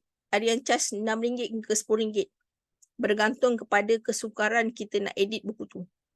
Itu sebab saya kata setiap penulis bertanggungjawab dengan manuskrip masing-masing, bertanggungjawab, baca balik kalau boleh kesalahan-kesalahan kecil-kecil yang remeh-remeh macam tanda baca, ejaan tu kalau boleh betulkan sendiri. Jadi editor dia ada dua. Satu editor bahasa yang memang betul-betul cek ejaan. Cek tanda baca tu kadang-kadang yang mereka ni tengok charge lah. Okay, tapi ada editor yang memang dia akan bantu dari segi konseptual, dari segi cek fakta. Sebab kadang-kadang kita tak perasan bila kita tulis. Kejap kat sini mak dia kita panggil ibu, kat sini tiba-tiba mak. Kan nama orang ni kejap-kejap mak cik Iyah, kan kat itu mak cik Iyam. Tapi dia tak seragam. Kejap-kejap yang ayah dia kejap panggil abah, kejap panggil ayah. Jadi tugas seorang editor untuk semak balik keseragaman tu. Seragam atau tak seragam daripada awal sampai habis. Dia bukan editor ni dia check, dia bukan baca atas sampai bawah habis dah. Tak ada. Dia akan baca ini tak ada, kita patah balik lah. Betul tak fakta dia? Macam baru ni saya buat editing buku novel fantasi. Dan penulis ni banyak sangat guna terms-terms yang direka sendiri dan juga terms yang orang kata apa daripada bahasa lain. Jadi nak tak nak, editor kena check, double check dengan kamus, double check dengan kata dalam double check balik dekat dalam website ke apa ke, betul ke ada istilah ni, betul ke ada istilah ni. Dan kena mesej dengan penulis, puan apa maksud ni, puan apa maksud ni. Jadi dia akan ambil masa. Itu sebab perlunya susun jadual. Jadi editing bukan hanya tugas 2-3 hari, tak. Paling-paling kalau buku tu memang banyak sangat yang perlu di-adjust, 2-3 minggu. Layout pun sama. Kalau layout novel biasa mungkin sekejap. Tapi kalau layout yang ada banyak teks, yang ada nak letak, nak cari gambar macam ni, kita tengok. Sekejap Okey. Tengok nak cari gambar macam ni, bukan senang tau. Nak cari gambar yang sesuai. Nak kena search gambar-gambar tu, dan kadang-kadang ada setengah tu yang akan ada extra charges lah bila kita nak ada gambar-gambar macam ni. Ada setengah tu layout artist dia kata tak apa, saya dah charge tinggi. Contohnya layout untuk layout sampai RM6 ke RM10, RM8 setiap page Ini kiraan setiap page. Dia tengok okey sebab dia tahu hasil kerja dia macam mana. Okey.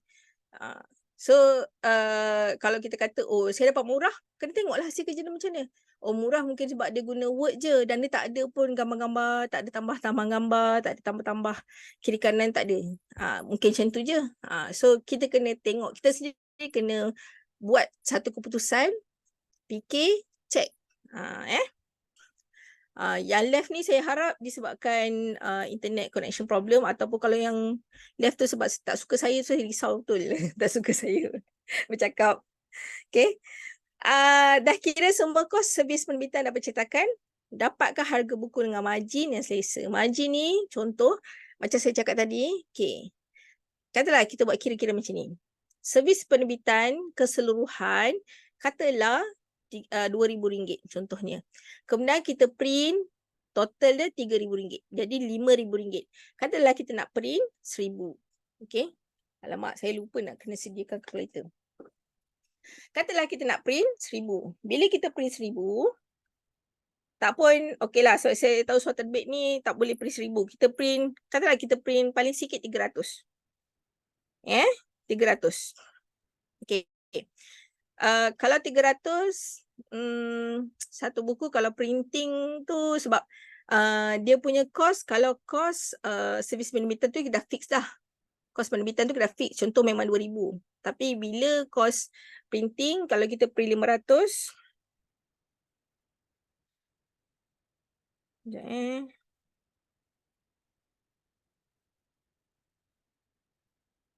print 500, katalah hitam putih, 150 muka surat. Katalah dia charge RM7 satu. Jadi 7 kali 500, 3,500. Dia campur dengan 2,000 tadi. Jadi total ialah 5,500. 5,500, kita nak tahu kos satu buku berapa, kita bahagi dengan 500 tadilah. Sekejap.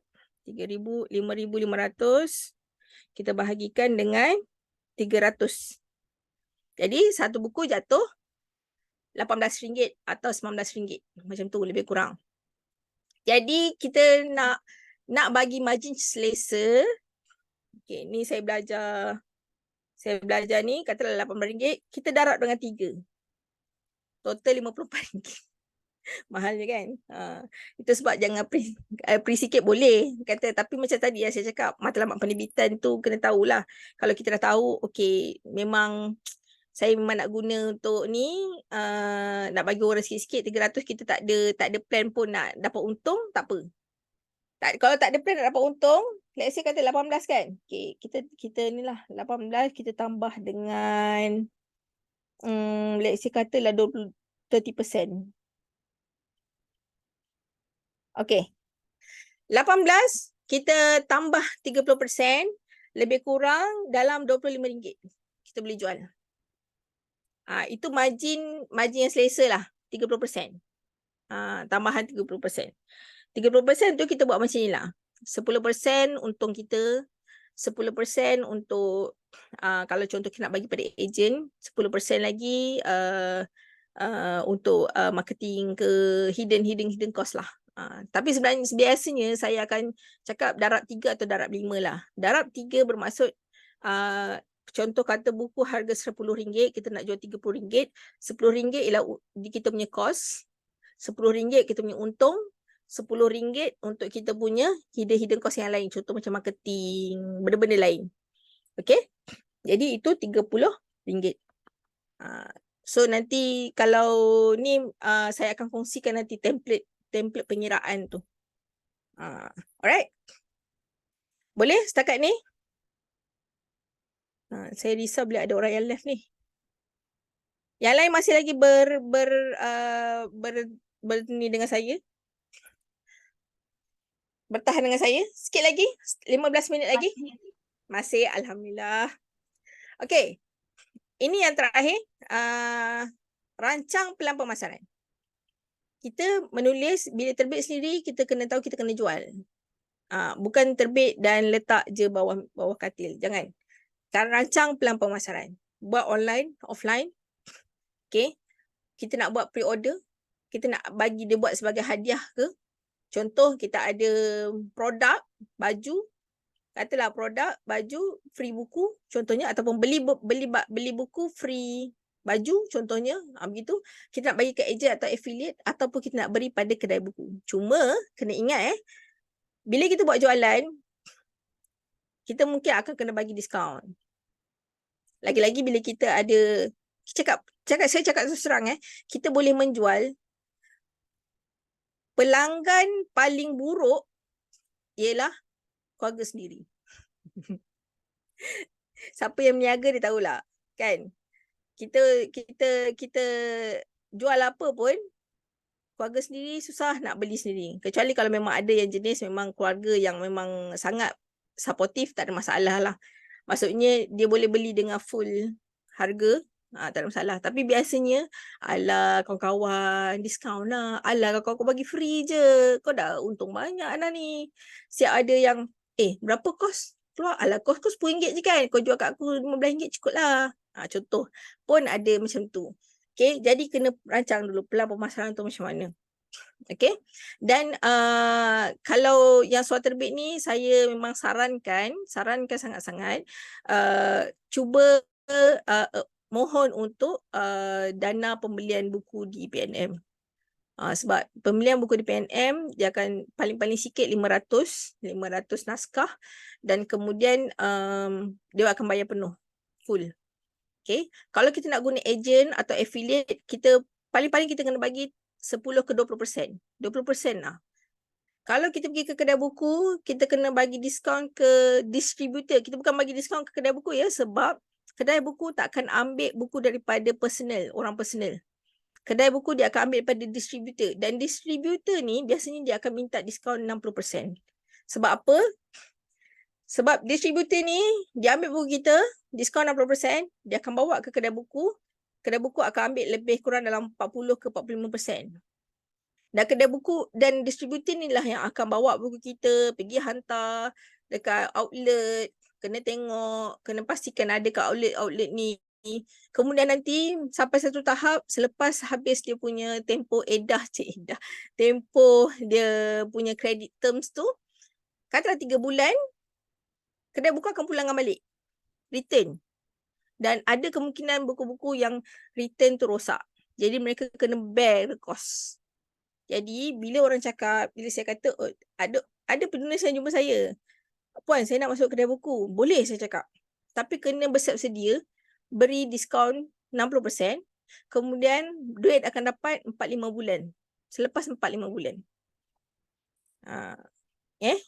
Jadi betul-betul rancang pelan pemasaran ni. Okey? Boleh? Boleh semua? Saya ni dah nak tinggal sikit ni. Saya suka ni. Saya suka kata-kata Eleanor Roosevelt ni. The future belongs to those who believe in the beauty of their dreams. Kita semua bermimpi nak terbit buku.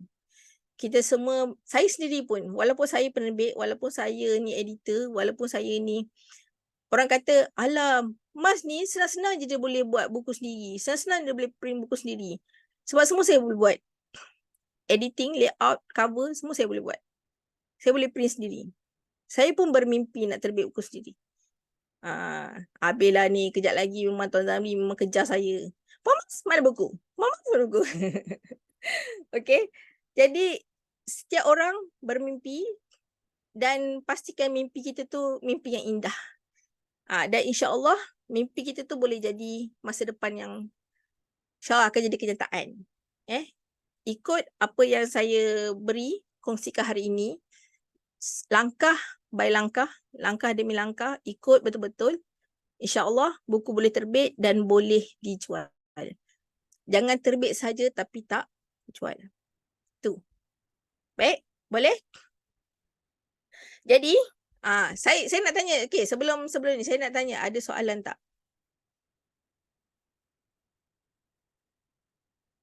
Saya bagi masa seminit. Ada soalan ke tak?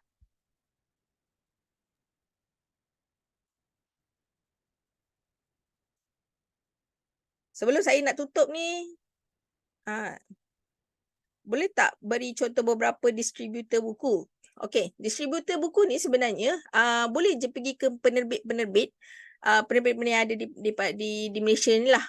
Contoh macam Imam Publication, PTS, Hijaz Publishing. Mereka ni pun ada distribution, syarikat distribution sendiri. Jadi mereka ni kadang-kadang maklumkan, okey saya ada buku, boleh tak tolong distribute ke kedai? Pun boleh. Sebab ada setengah kontraktor, kita panggil kontraktor lah. Kontraktor ni biasanya yang yang nak masukkan buku kita ke perpustakaan. Kontraktor ni dia akan pergi ke penerbit juga. Jadi mungkin dengan cara itu kita pergi ke penerbit. Sekarang berapa lama tempoh nak dapatkan ISBN puan? Ya Allah, ini soalan yang saya tak tahu nak cakap apa. Sebab kalau tak sebelum ni, sekejap je dah dapat 1 hari. Saya tak boleh nak jangka. Ada yang seminggu. Kalau dulu sehari boleh. Kemudian dia punya PDP tu makanlah seminggu setengah.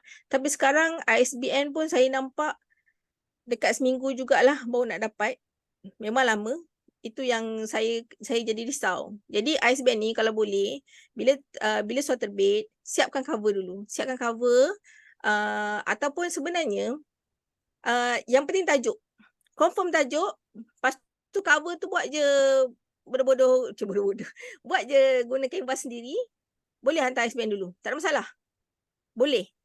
Asalkan tajuk tu betul. Sebab kalau katalah kita apply ISBN, satu tajuk katalah menulis kisah hidup yang sedap dibaca, tapi tiba-tiba kita print, kita terbit, kita tulis tambahan panduan menulis kisah hidup yang sedap dibaca. Ada tambahan panduan. Itu kita kena buat surat tukar tajuk. Kita kena maklumkan dengan PNM yang kita tukar tajuk tu. Jadi apa-apa hal yang penting tetapkan tajuk dulu. Bila tetapkan tajuk, cover macam mana pun tak ada masalah. Yang penting tajuk tu betul. Okay. Kalau surat terbit ada cara tak nak terpambuh di PBS, ada banyak sangat cara dia. Antaranya saya pun ada. Itu sebab saya kata bila jadi penulis, kena berkenal-kenalan dengan pemain industri. Kena kenal dengan orang-orang dalam industri buku. Bila kena kenal macam ni, dan kadang-kadang mereka ni dia buat offer juga. Jadi kena banyak tengok media sosial setiap penerbit ni, nak tumpang buku. Cuma mereka ni memang akan minta diskaun lah. Paling sikit 30%. Paling sikit. Dan ada setengah yang buka booth, dia akan beri charge sewa. Macam kami buat tahun lepas, kita charge sewa rak. Jadi bila sewa rak ni, okey, satu tajuk berapa ringgit contohnya, mungkin 100, mungkin 200 macam tu. Sebab yelah kadang-kadang kalau buku kita tak terjual, kita letak kat PBK tapi tak terjual, tapi dah rak kat situ, jadi tak nak kita kena sewa rak tu. Puan Azian ni saya dengar 3 bulan. Ya, ada kemungkinan. Sebab kita tak tahu apa yang berlaku dalam PNM. So untuk ISBN ni kita tak boleh nak cakap benda yang final. Okay. Ada lagi soalan? Puan. Ya. Sebenarnya dalam situasi ISBN ni kena rajin follow up dengan PNM lah ya. Ya, betul. Kena message, kena call. Kena email. ISBN ni di bawah Perpustakaan Negara Malaysia. Jadi sebelum ni mereka ada laman web tu mudahlah.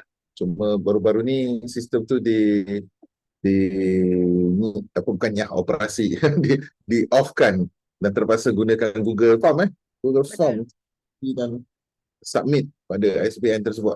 Satu soalan, kalaulah cover buku yang kita hantar pada PNM berbeza dengan cover buku yang dalam cetakan, adakah menjadi satu isu? Tak ada. Tak ada isu. Yang Sebab penting tajuk. yang penting tajuk tu dia sama. Ya. uh, apa tak ada isu lah. Kalau mana tahu kadang-kadang dah buat, lepas tu kita tengok konsep dah salah ataupun yang ni tak berapa cantik sangat. Jadi ujung-ujung nak hantar mesin cetak dia tukar pula cover kan. Ini rahsia terahsia tau. Waktu di PTS banyak kali kita buat macam tu. Kita Ya, hantar cover lain tapi yang keluar cover lain. Jumlah muka surat pun tak jadi masalah. Tapi macam jumlah muka surat ni sebenarnya kita dah boleh anggarkan sebenarnya tau. Contoh kata kalau A4 kita 100 muka surat, kalau kita buat saiz A5 senang. Kita dah kita terus darab 2 je. Kita terus darab 2 je. Jadi dalam 160 ke 200 muka surat. Jadi kita dah boleh buat anggaran. Tak ada masalah sebenarnya kalau bila kita isi tu sebenarnya PNM dia nak anggaran je pun. Dia bukan selalunya memang kalau saya hantar memang kita jumlah muka surat tu anggaran je. Jangan risau. Yang penting tajuk. Tajuk kena betul. Tajuk, nama penulis, tarikh lahir penulis tu kena betul. Itu je. Kalau dari segi kita bercakap tentang edaran buku kalau di perpustakaan negara itu sendiri, mereka ada ke apa-apa package ke ataupun program pembelian buku ke buku-buku suara terbit, ada ke? Okey, begini, macam di Perpustakaan Negara, macam baru-baru ni saya di UIA, saya didatangi oleh dua kumpulan daripada Perpustakaan Negara. Kumpulan yang pertama datang, dia tengok, okey puan daripada penerbit mana, saya sebut Studio Buku Publica waktu tu, tapi saya bawa buku-buku PTS, bawa buku rakan-rakan saya yang Legacy Oak Heart, Samudra Publication. Saya cakap, okey, yang ini saya tak pasti, tapi yang saya punya buku saya dah hantar sebab mereka datang daripada Akta Serahan. Jadi ada yang PNM dia datang bila ada akta serahan, bila kita dah hantar, mereka dah nampak okey buku ni dah ada, jadi mereka kalau nak buat pembelian dia dah orang kata apa? Dia dah ada dah senarai nak tajuk. Okey. Kemudian datang lagi satu kumpulan daripada PNM juga. Saya cakap, semalam dah ada kumpulan daripada PNM datang. Lepas tu dia kata, oh itu unit lain. Itu daripada akta. Kami daripada pembelian.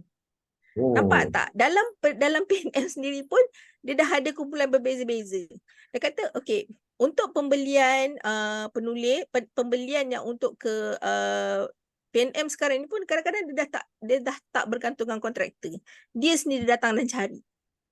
Jadi ini adalah satu peluang yang pada saya, peluang yang sangat cerah untuk penulis-penulis terbit.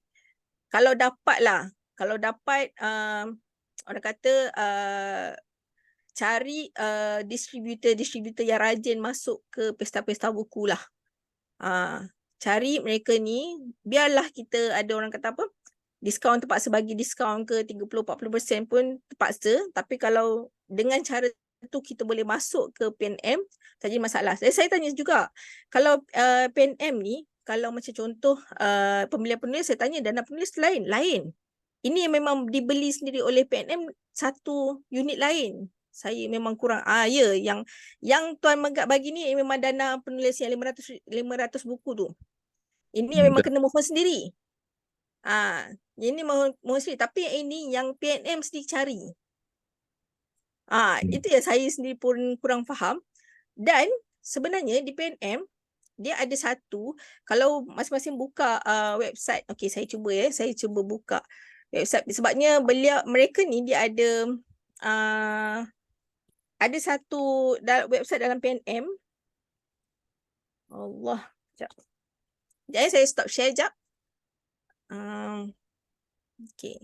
Ada satu website satu unit dalam website PNM yang mana dalam tu ada review buku. Ni tak ramai orang tahu. Sejak saya cari. Perkhidmatan. Biasalah website ni akan lambat sikit. Okey, Sari Pustaka. Okey, kita buka website. Okey, saya share dulu yang ni aja. Sekejap. Saya share skrin saya supaya semua orang boleh tengok. Masya Allah, mana ni? Sekejap. Okey. Okey, boleh nampak Okey, ni website pnm.gov.my. Pergi ke penerbitan, ada Sari Pustaka. Sari Pustaka ni ibarat macam, bukannya ini. Kejap. Dia ada ni, betul-betul. Ulasan bahan bacaan. Penyediaan bibliografi bahan bacaan. Okey, kandungan ulasan. Ini ulasan ni penulis boleh submit sendiri ke PNM. Ataupun PNM sendiri sebenarnya mereka ada satu kumpulan yang memang mereka sendiri ulas dan tulis. Saya cari mana Sari Pustaka. Okey, terbitan PNM, sorry. Ini dia bendanya. Sari Pustaka latest 2023 tak ada. Sekejap. 2020? Saya tak tahulah. Kalau tak di-update lagi saya tak pasti. Ni contoh dia bagi ulasan macam ni. Boleh nampak tak? Boleh. Okey. Dia bagi. Ada pengulas dia siapa yang ni? Penulis pustakawan yang ulas. Okey, ni buku apa? Sejarah Selangor. Okey, ulasan ni apa? Dan dia kata sebenarnya penerbit ataupun penulis sendiri boleh hantar ulasan ni. Ni nampak ni pelajar praktikal yang buat. Ulasan buku apa? Ramiah Mursyid. Ini sebenarnya saya cakap macam ni, saya cakap dengan pegawai PNM tu, saya kata benda ni tak diwawarkan. Jadi ramai penulis yang tak tahu sebenarnya kita boleh buat ulasan buku sendiri. Okey? Jadi yang ini mungkin boleh tengok. Ini dah tadi. Sekejap. Panduan dia, panduan macam mana nak hantar. Okey? Saya tak tahu kat sini tak ada panduan menghantar. Boleh cari. Buka je website PNM. Ini antara perkara baru yang saya dapat waktu di UIA baru-baru ni. Okey. Sekejap saya pergi balik. Okey, soalan lain? Ada soalan lagi? Chat. Puan Azania Azian pernah dibeli oleh pustaka anak awam Shah Alam semasa Pesta Buku Shah Alam tahun lepas. Ini bulan 12 ni 1 hingga 10 kita ada Selangor Book Fair. Yang ini saya tak dapat masuk. Kita ada aktiviti lain. Nanti saya share kat aktiviti lain tu. Okey, ada soalan lain? Ada? Kiranya kalau sekarang ni kalau saya pula tanya. Sekarang kalau kita nak masuk ke pesta buku, kalau kita ambil daripada proses menulis sampai ke kiran cetak tu macam mana kita nak susun? Bila kena siap tulisan, bila kena siap suntingan, bila nak siap layout dan kemudian masuk ke pesta buku. Macam saya cakap tadi, manuskrip siap, full manuskrip siap jangan ada penambahan lagi dah. Ni saya kena tekan kan, jangan ada penambahan lagi. Siap, betul-betul siap bulan 2 paling lewat. Hujung Februari. Paling lewat. Tanpa ada penambahan. Sebab banyak kali dah berlaku dengan klien-klien saya, dah siap layout, dah siap apa, Mas, tambah sikit lah. Ada tambah sikit, ada nak ni buang sikit ni, ada nak tukar gambar ni. Jadi dia dah mengganggu keseluruhan perjalanan. Saya cakap tak ada masalah, saya boleh tukar. Itu bukan satu masalah buat saya. Tapi orang kata apa, jadual tu akan lari. Okey. Jadi contohnya manuskrip kena siap bulan 2. Kemudian kita beri masa editing, layout semua tu sebulan setengah lah. Kalau buku yang simple, maksudnya buku hitam putih, biasa kan, yang memang orang kata tak ada perlu banyak sangat gambar, tak perlu banyak sangat ni 11.5. Tapi kalau buku kita banyak gambar, perlu layout yang berbeza sikit, yang itu paling-paling pun kena 2 bulan.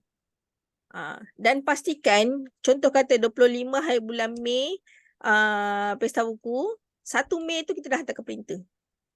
Paling lewat 1 Mei. Dan ada setengah printer, saya pernah tanya yang tahun lepas punya, tahun ni, saya tanya, bila last boleh hantar printer, dia dah tutup sebulan awal. Tengah bulan 4 tu dah tutup dah. Dia kata untuk printing buku PBL KL, tengah bulan 4 dah tutup. Jadi nak tak nak, kalau tengah bulan 4, jadi kita kena bekerja daripada end. Daripada goal lah. Maksudnya kalau kata kena hantar printer bulan 4, katalah 10 hari bulan 4, jadi kita kena tolak sebulan atau 11.5. Jadi 10 hari bulan 3, 2 hari bulan 10 hari bulan 2. Paling last 10 hari bulan 2 kena siap manuskrip. Jadi kita ambil masa, ada buffer time 2 bulan. Saya cakap terang, paling-paling 2 bulan lah. Janganlah sebulan, 11.5, kesian dekat, sebab freelancer, designer, kadang-kadang ada setengah freelancer ni dia bukan buat buku seorang. Contoh, katalah editor, dia dah siapkan buku orang ni 5-10 hari dah siapkan, dia akan buat job orang lain. Jadi bila ada penambahan, bila ada ni, dia nak kena tengok balik buku kita, dia kena habiskan dulu buku yang dia tengah buat. Jadi baru dia boleh tengok buku kita. Nampak? Sebab designer atau freelancer ni kadang-kadang dia dah ada jadual dia. Macam tu. Okay? Jadi 2 bulan. Okay, maksudnya nombor 1 paling lewat pun 10 bulan 2 manuskrip tu dah siap, dah tak ada penambahan lagi, dah bersedia dengan layout dan reka letak dan sebagainya. Tetapi di manuskrip tu hendaklah dalam bentuk yang simple, tak perlu grafik yang terlalu banyak ataupun gambar yang terlalu banyak. Dengan kata lain, dia kemas lah, maksudnya untuk perbitan yang sifatnya kemas. Kalau buat yang lebih hebat lagi tu, tunggu daripada ulang cetak lah, lebih kurang begitu. Betul. Ada satu idea ni, mungkin boleh diberikan perspektif lah. Sebab kita ni penulis baru, jadi penguasaan tata bahasa kita itu masih lagi orang kata bertatih-tatih lah, sebab benda yang tak diamalkan ni kan kita tersangkut-sangkut. Jadi ada satu idea yang mana ketika penulis tu menghasilkan manuskripnya, dia hanya hantar 3 bab pada editor untuk edit komen. Dan selepas tu daripada maklum balas editor dan juga teks-teks yang telah diperbaiki, dia sambung manuskrip tersebut berdasarkan maklum balas yang diberikan oleh editor untuk chapter 4, chapter 5, chapter 6. Adakah editor freelance boleh terima job yang begini? Boleh, sebab editor freelance kita akan buat mengikut berapa page yang dihantar je. Bukanlah satu buku. Tak semestinya sebenarnya. Jadi kita akan hire editor, kalau ada 10 muka surat, 10 muka surat lah kita akan suruh dia edit. Kalau 50 lah muka surat, macam tu lebih kurang. Bagaimana dia memudahkan kerja editor apabila menyunting keseluruhan naskah, sebab penulis dah lihat dah apa pattern kesilapan yang kerap dibuat, ataupun biasanya kita ni dia ada pengulangan lah. Kalau kata memang dia ni mesti akan eja di dekat, bukan di jauh. Jadi dia nampak itu. Jadi dia apa-apa pun bila dia buat suntingan untuk diri dia sendiri, dia dah boleh betulkan awal-awal, dan bila dia hantar kepada editor boleh percepatkan kerjanya. Betul. Okey, soalan ni pun penting juga tentang buku yang memasuki edisi kemas kini. Okay, kemas kini ni adakah bermaksud dia perlu mohon ISBN baru? Edisi kemas kini, kalau dia ubah soft cover, hard cover, soft cover, dia kena apply ISBN baru. Soft cover ke hard cover? Hard cover ke soft cover, biasanya orang akan buat hard cover ke tukar ke soft cover lah. Ataupun soft cover dia tukar ke hard cover. Yang ini? Satu ISBN. Kalau hard cover pula ISBN yang berbeza? Ya, ISBN berbeza. Kertas walaupun tajuk yang sama. Okey, baik. Sebabnya masa kita apply SBM tu dia tulis kat tu soft cover atau hard cover. Dia ada lain. Dan kalau contoh edisi kemas kini, biasanya orang buat edisi kemas kini dia akan ada perubahan sikit mungkin dari segi tajuk tu pun mungkin dia akan berubah sikit. Ada setengah dia ubah macam tu. Jadi pun kena apply baru. Bila dah tajuk dah berubah dia kena apply baru juga. Okey, kalau berdasarkan harga perkhidmatan, editor ni bagaimana mereka charge dan berapa biasanya? Antara berapa ke berapa? Dia bergantung kepada kita pergi kepada siapa lah. Sebab ada yang charge RM6 hingga ke RM8 untuk satu page. Macam saya sendiri, saya letak antara 4 hingga ke RM6 satu page. Tapi itulah bergantung pada teks tu lah, saya akan tengok. Dan saya pernah dengar yang ini, yang saya tak tahulah, orang dia letak dalam RM2, RM2 ke RM3 macam tu lah. Tapi saya tak tahu hasil kerja dia macam mana, saya tak pasti. Tapi kalau ataupun mungkin dia pelajar bahasa baru nak bermula, tak ada masalah sebenarnya. Cuma anggaran dia dalam lingkungan begitu, editor ni. Jadi kena orang kata apa, dia nak mudah. Tapi itulah sebab kebanyakan editor yang editor daripada penerbit, dia jarang ambil kerja-kerja freelance. Jadi nak senang cari satu syarikat penyedia perkhidmatan. Satu syarikat ni dia akan dapatkan editor-editor. Ataupun mungkin macam saya cakap tadi lah, boleh dapatkan recommendation daripada kawan-kawan yang pernah sewa terbit. Tanya dia editor dia harga berapa. Contohnya tengok hasil kerja editor dia okey, dan bagaimana pengalaman bekerja. Yang ni penting pengalaman bekerja. Ada setengah tu dia kata okey, editor ni murah tapi dia buat kerja lambat, 6 bulan baru siap. Contoh. Okey, editor ni mahal tapi dalam masa 3 hari dah boleh siap. Tapi dia hasil kerja dia bagus. Pun ada juga. Jadi tengok, jangan tengok dari segi harga semata-mata, tengok dari segi kualiti kerja dia dan juga pengalaman bekerja sama dengan dia. Okey, itu je. Saya boleh bayangkan beginilah, katalah saya nak hire Puan Mas untuk edit buku saya. Dan Puan Mas pernah edit buku seseorang, nama dia Ali bin Abu lah. Jadi kontak Ali bin Abu ni, saya tanya macam mana pengalaman kerja editing Puan Mas Nizar ni, cepat ke lambat, puas hati ke tidak. Jadi kita tanya penulis yang pernah dapat perkhidmatan dia sebelum ini. Betul. Yang kedua, harganya itu, setiap harga tu dia ada bayangan dia lah. Kalau RM2, RM2.50 ni kita kena tahu kenapa harga dia rendah. Mungkin ada benda yang dia tidak akan buat. Contohnya lah, mungkin dia kata ada setengah editor ni dia bukan setakat betul ejaan. Bila dia baca pun dia rasa pelik pun, dia akan tanya penulis balik, betul ke? Boleh tak double check balik? Jadi dia edit kandungan sekali. Dan bukanlah dia edit terus. Dia nak semak balik. Dan saya pernah dengar yang mana editor walaupun dia diupah, dia dibayar, dia ada keberanian untuk tolak balik manuskrip tu dan minta penulis tu betulkan beberapa perkara baru pas balik pada dia. Betul. Ada. Yang itu saya selalu buat lah. Tapi ada juga editor yang jenis tak kisah. Dia kata apa ni betul ke salah ke, seragam tak seragam ke, yang penting ejaan semua betul dah. Ada jenis macam tu. Dan kita perlu tahu juga, waktu kita tanyakan tentang perkhidmatannya, dia sedang kerjakan berapa manuskrip pada waktu tu. Betul. Itu pun memberi kesan dari segi kualiti dan juga kecepatan mengikut jadual tugas tersebut. Dan seterusnya, anggaran harga per halaman itu juga ditentukan oleh satu topiknya, subjeknya itu sendiri.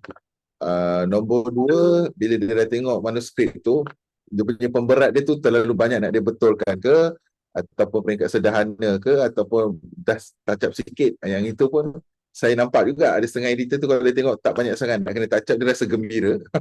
Rasa gembira je, dia bagi harga yang agak okey. Kita pun sampai kena ayat bawah, nak kena naik atas ke bawah.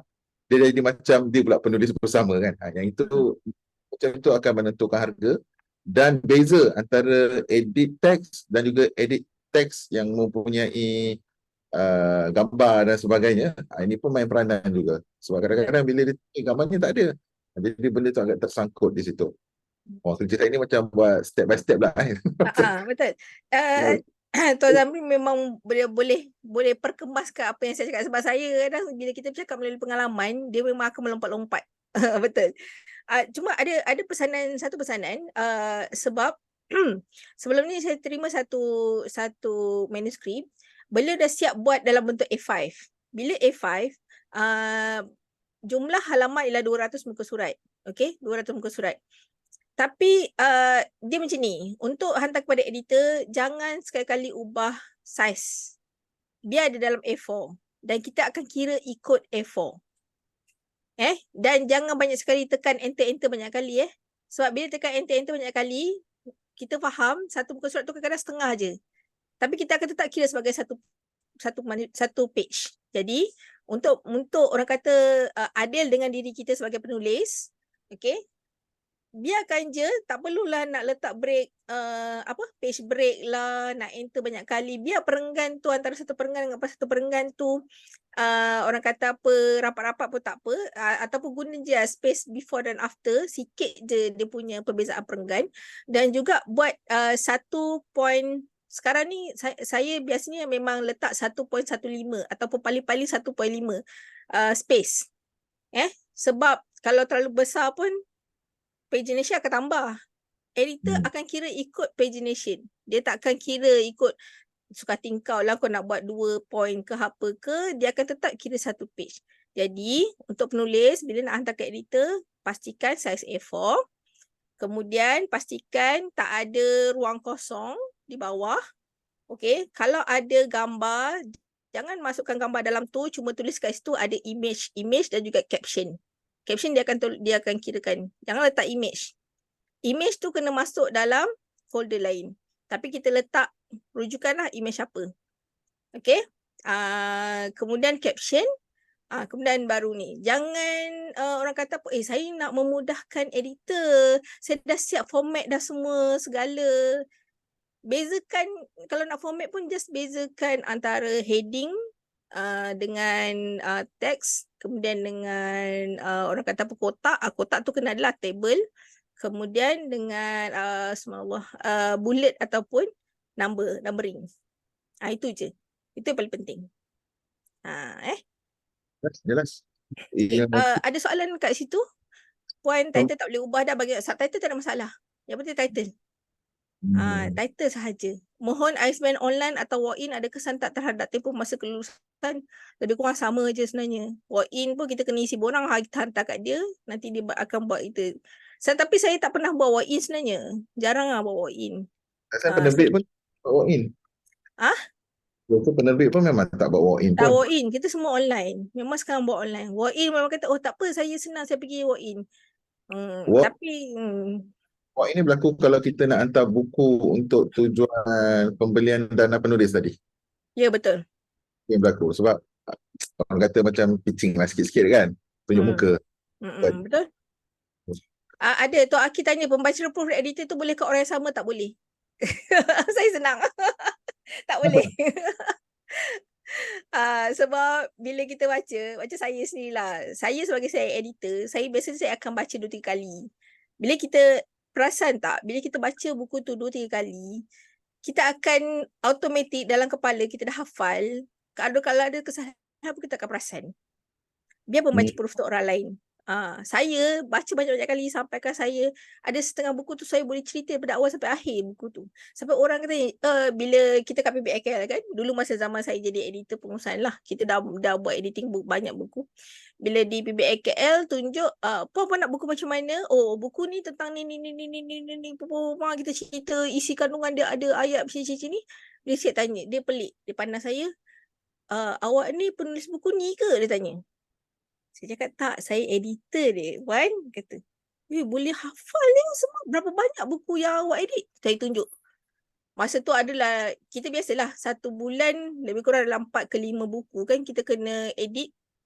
Kalau bayangkan daripada PBAKL dalam setahun lah, PBAKL tahun ni nak ke tahun depan, 5 buku sebulan, 5 kali 12, tak ke dah 100 berapa? 100 lebih kan? Contoh lah.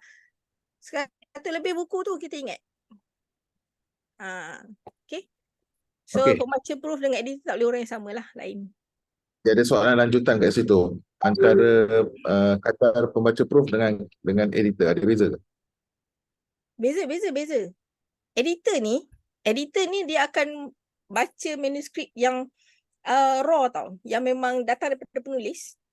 Yang raw ni dia baca satu-satu, dia check fakta, dia tengok balik ada kesilapan ejaan apa semua dia check. Pembaca proof ni dia akan tengok sekali lalu je. Dia akan tengok, dia baca juga, tapi dia akan tengok sekali okey, pembetulan ni dah siap, dah okey, dah pembetulan. Sebab ada setengah pembaca proof, ada setengah pembaca proof dia akan minta yang asal dengan yang dah siap edit. Dia akan buat perbandingan. Macam contoh ada satu cerita, siapa yang berminat boleh tengok cerita Jepun, My Pretty Proofreader, cerita Jepun. Dia tunjuk tugas seorang proofreader. Dia kena buka yang asal dengan yang dah betulkan. Dia ni tak betul kan yang ni. Yang ni. Dia akan tanda, sebab punya proof ni biasanya dia akan tanda atas hard copy. Yang ni ada kesilapan, macam tu. Itu macam proof. Alright, baik. Saya dapat satu tips, mungkin boleh diberi satu ulasan lah. Iaitu apabila kita pilih editor freelance untuk manuskrip kita, ambil tahu juga kecenderungan dan kegemaran bahan bacaan editor itu sendiri. Contoh, kalau dia memang gila dengan buku sejarah, dah dapat manuskrip sejarah, dia jadi keterujaan, maka dia bekerja lebih baik daripada kebiasaan. Betul ke begitu? Betul? Boleh ke? Betul. Kalau Betul. Contoh macam saya sendiri lah. Kalau saya dapat manuskrip yang dia bila satu tahap dulu saya asyik-asyik dapat buku kisah hidup. Sorry minta maaf Tuan Zabri. Memang Tuan Zabri beri dilatihan untuk yang menulis kisah hidup. Bila dah terlalu banyak menulis kisah hidup ni, satu, saya sukar bagi saya ialah bagaimana saya nak sebab dia antara, dia fiction kan, dia antara kisah fakta dan tapi ditulis dalam bentuk fiction. Ditulis dalam bentuk ada banyak teks, ada banyak dialog, dan kita ni sukar untuk sebab ni kisah hidup dia, saya nak confirmkan fakta pun tak boleh sebab ni kisah hidup. Kan? Jadi bila dah terlalu banyak, kadang-kadang saya jadi macam okeylah, tak apalah, saya akan edit juga. Sebab saya tak nak kata, puan betul ke ni? Betul lah saya yang tulis kan. Jadi saya anggap semua yang dibagi tu betul. Macam tu. Tapi contoh bila berilah saya satu buku bukan fiction yang saya boleh semak balik fakta dia, saya akan mudah okey, yang ni saya seronok sebab saya suka, saya akan dapat satu ilmu yang baru. Okey, dan saya akan semak fakta-fakta yang lain. Dan saya boleh tanya sendiri dengan penulis, yang ni boleh tak cek semula, betul tak yang ni? Ataupun kadang-kadang saya akan suka cuba, kalau saya tengok teks dia lebih kurang nampak lain sangat, kita boleh cek plagiarism. Saya boleh cek. Tapi sekarang ni saya punya kegemaran ialah mengedit buku novel fantasi. Tiba-tiba kan, tiba-tiba saya dah terminat dengan novel-novel fantasi. Jadi betul, kena tengok juga kecenderungan dan juga kena tengok juga dia punya bukan nak kata ilmu dia, maksudnya dia ni banyak edit buku apa. Jadi kita mudah kita dia dah tahu dah ini adalah contoh dia. Contoh macam kalau saya, bila saya edit buku novel, kadang-kadang sebab saya novel bukan forte saya. So dari segi plot twist, dari segi pengembangan karakter, saya tak pandai benda tu. Jadi bila saya nampak, bila orang minta saya buat editing, boleh tak check sekali, okey tak ke pengembangan karakter apa semua ni? Saya kata saya tak boleh buat. Saya kena bagi orang yang memang faham betul-betul tentang novel. Pun kena pandai carilah macam tu. okey, baik.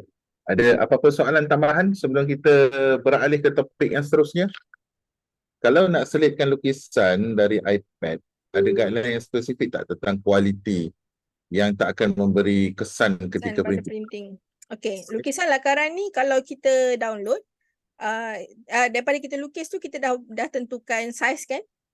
Dia macam ni pastikan bila kita download apa-apa gambar ataupun kita nak beri apa-apa gambar,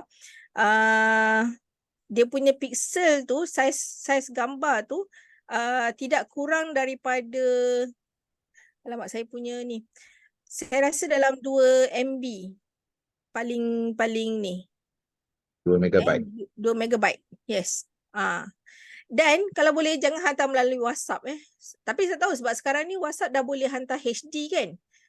Kalau yang sebelum ni bila kita hantar melalui WhatsApp, dia akan compress the file. Jadi bila kita letak, kalau nak letak gambar kecil tak apa, tapi bila nak letak macam tadilah, nak letak jadi cover dia jadi pecah.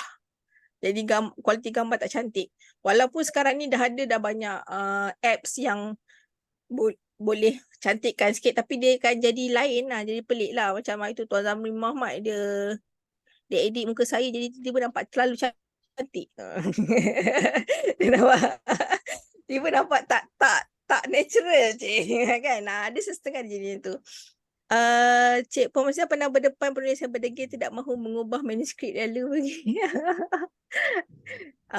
Nasihat saya cari editor lain. Pernah lalui Kalau benda memang itu. tak nak ubah ikut yang saya ni, saya cakap carilah editor lain, saya tak ada masalah, saya okey je kata. Ataupun macam kalau dia nak juga kata tak apa puan, tulis puan edit biasa-biasa je. Kata okey lah. Saya waktu tu saya akan mindsetkan dalam kepala otak saya cakap okey saya buat ni atas dasar duit. Saya buat macam tu. Tapi mindset utama saya bila saya terima sebarang permintaan untuk buat editing, layout, apa-apa sahaja, mindset saya ialah saya nak membantu penulis.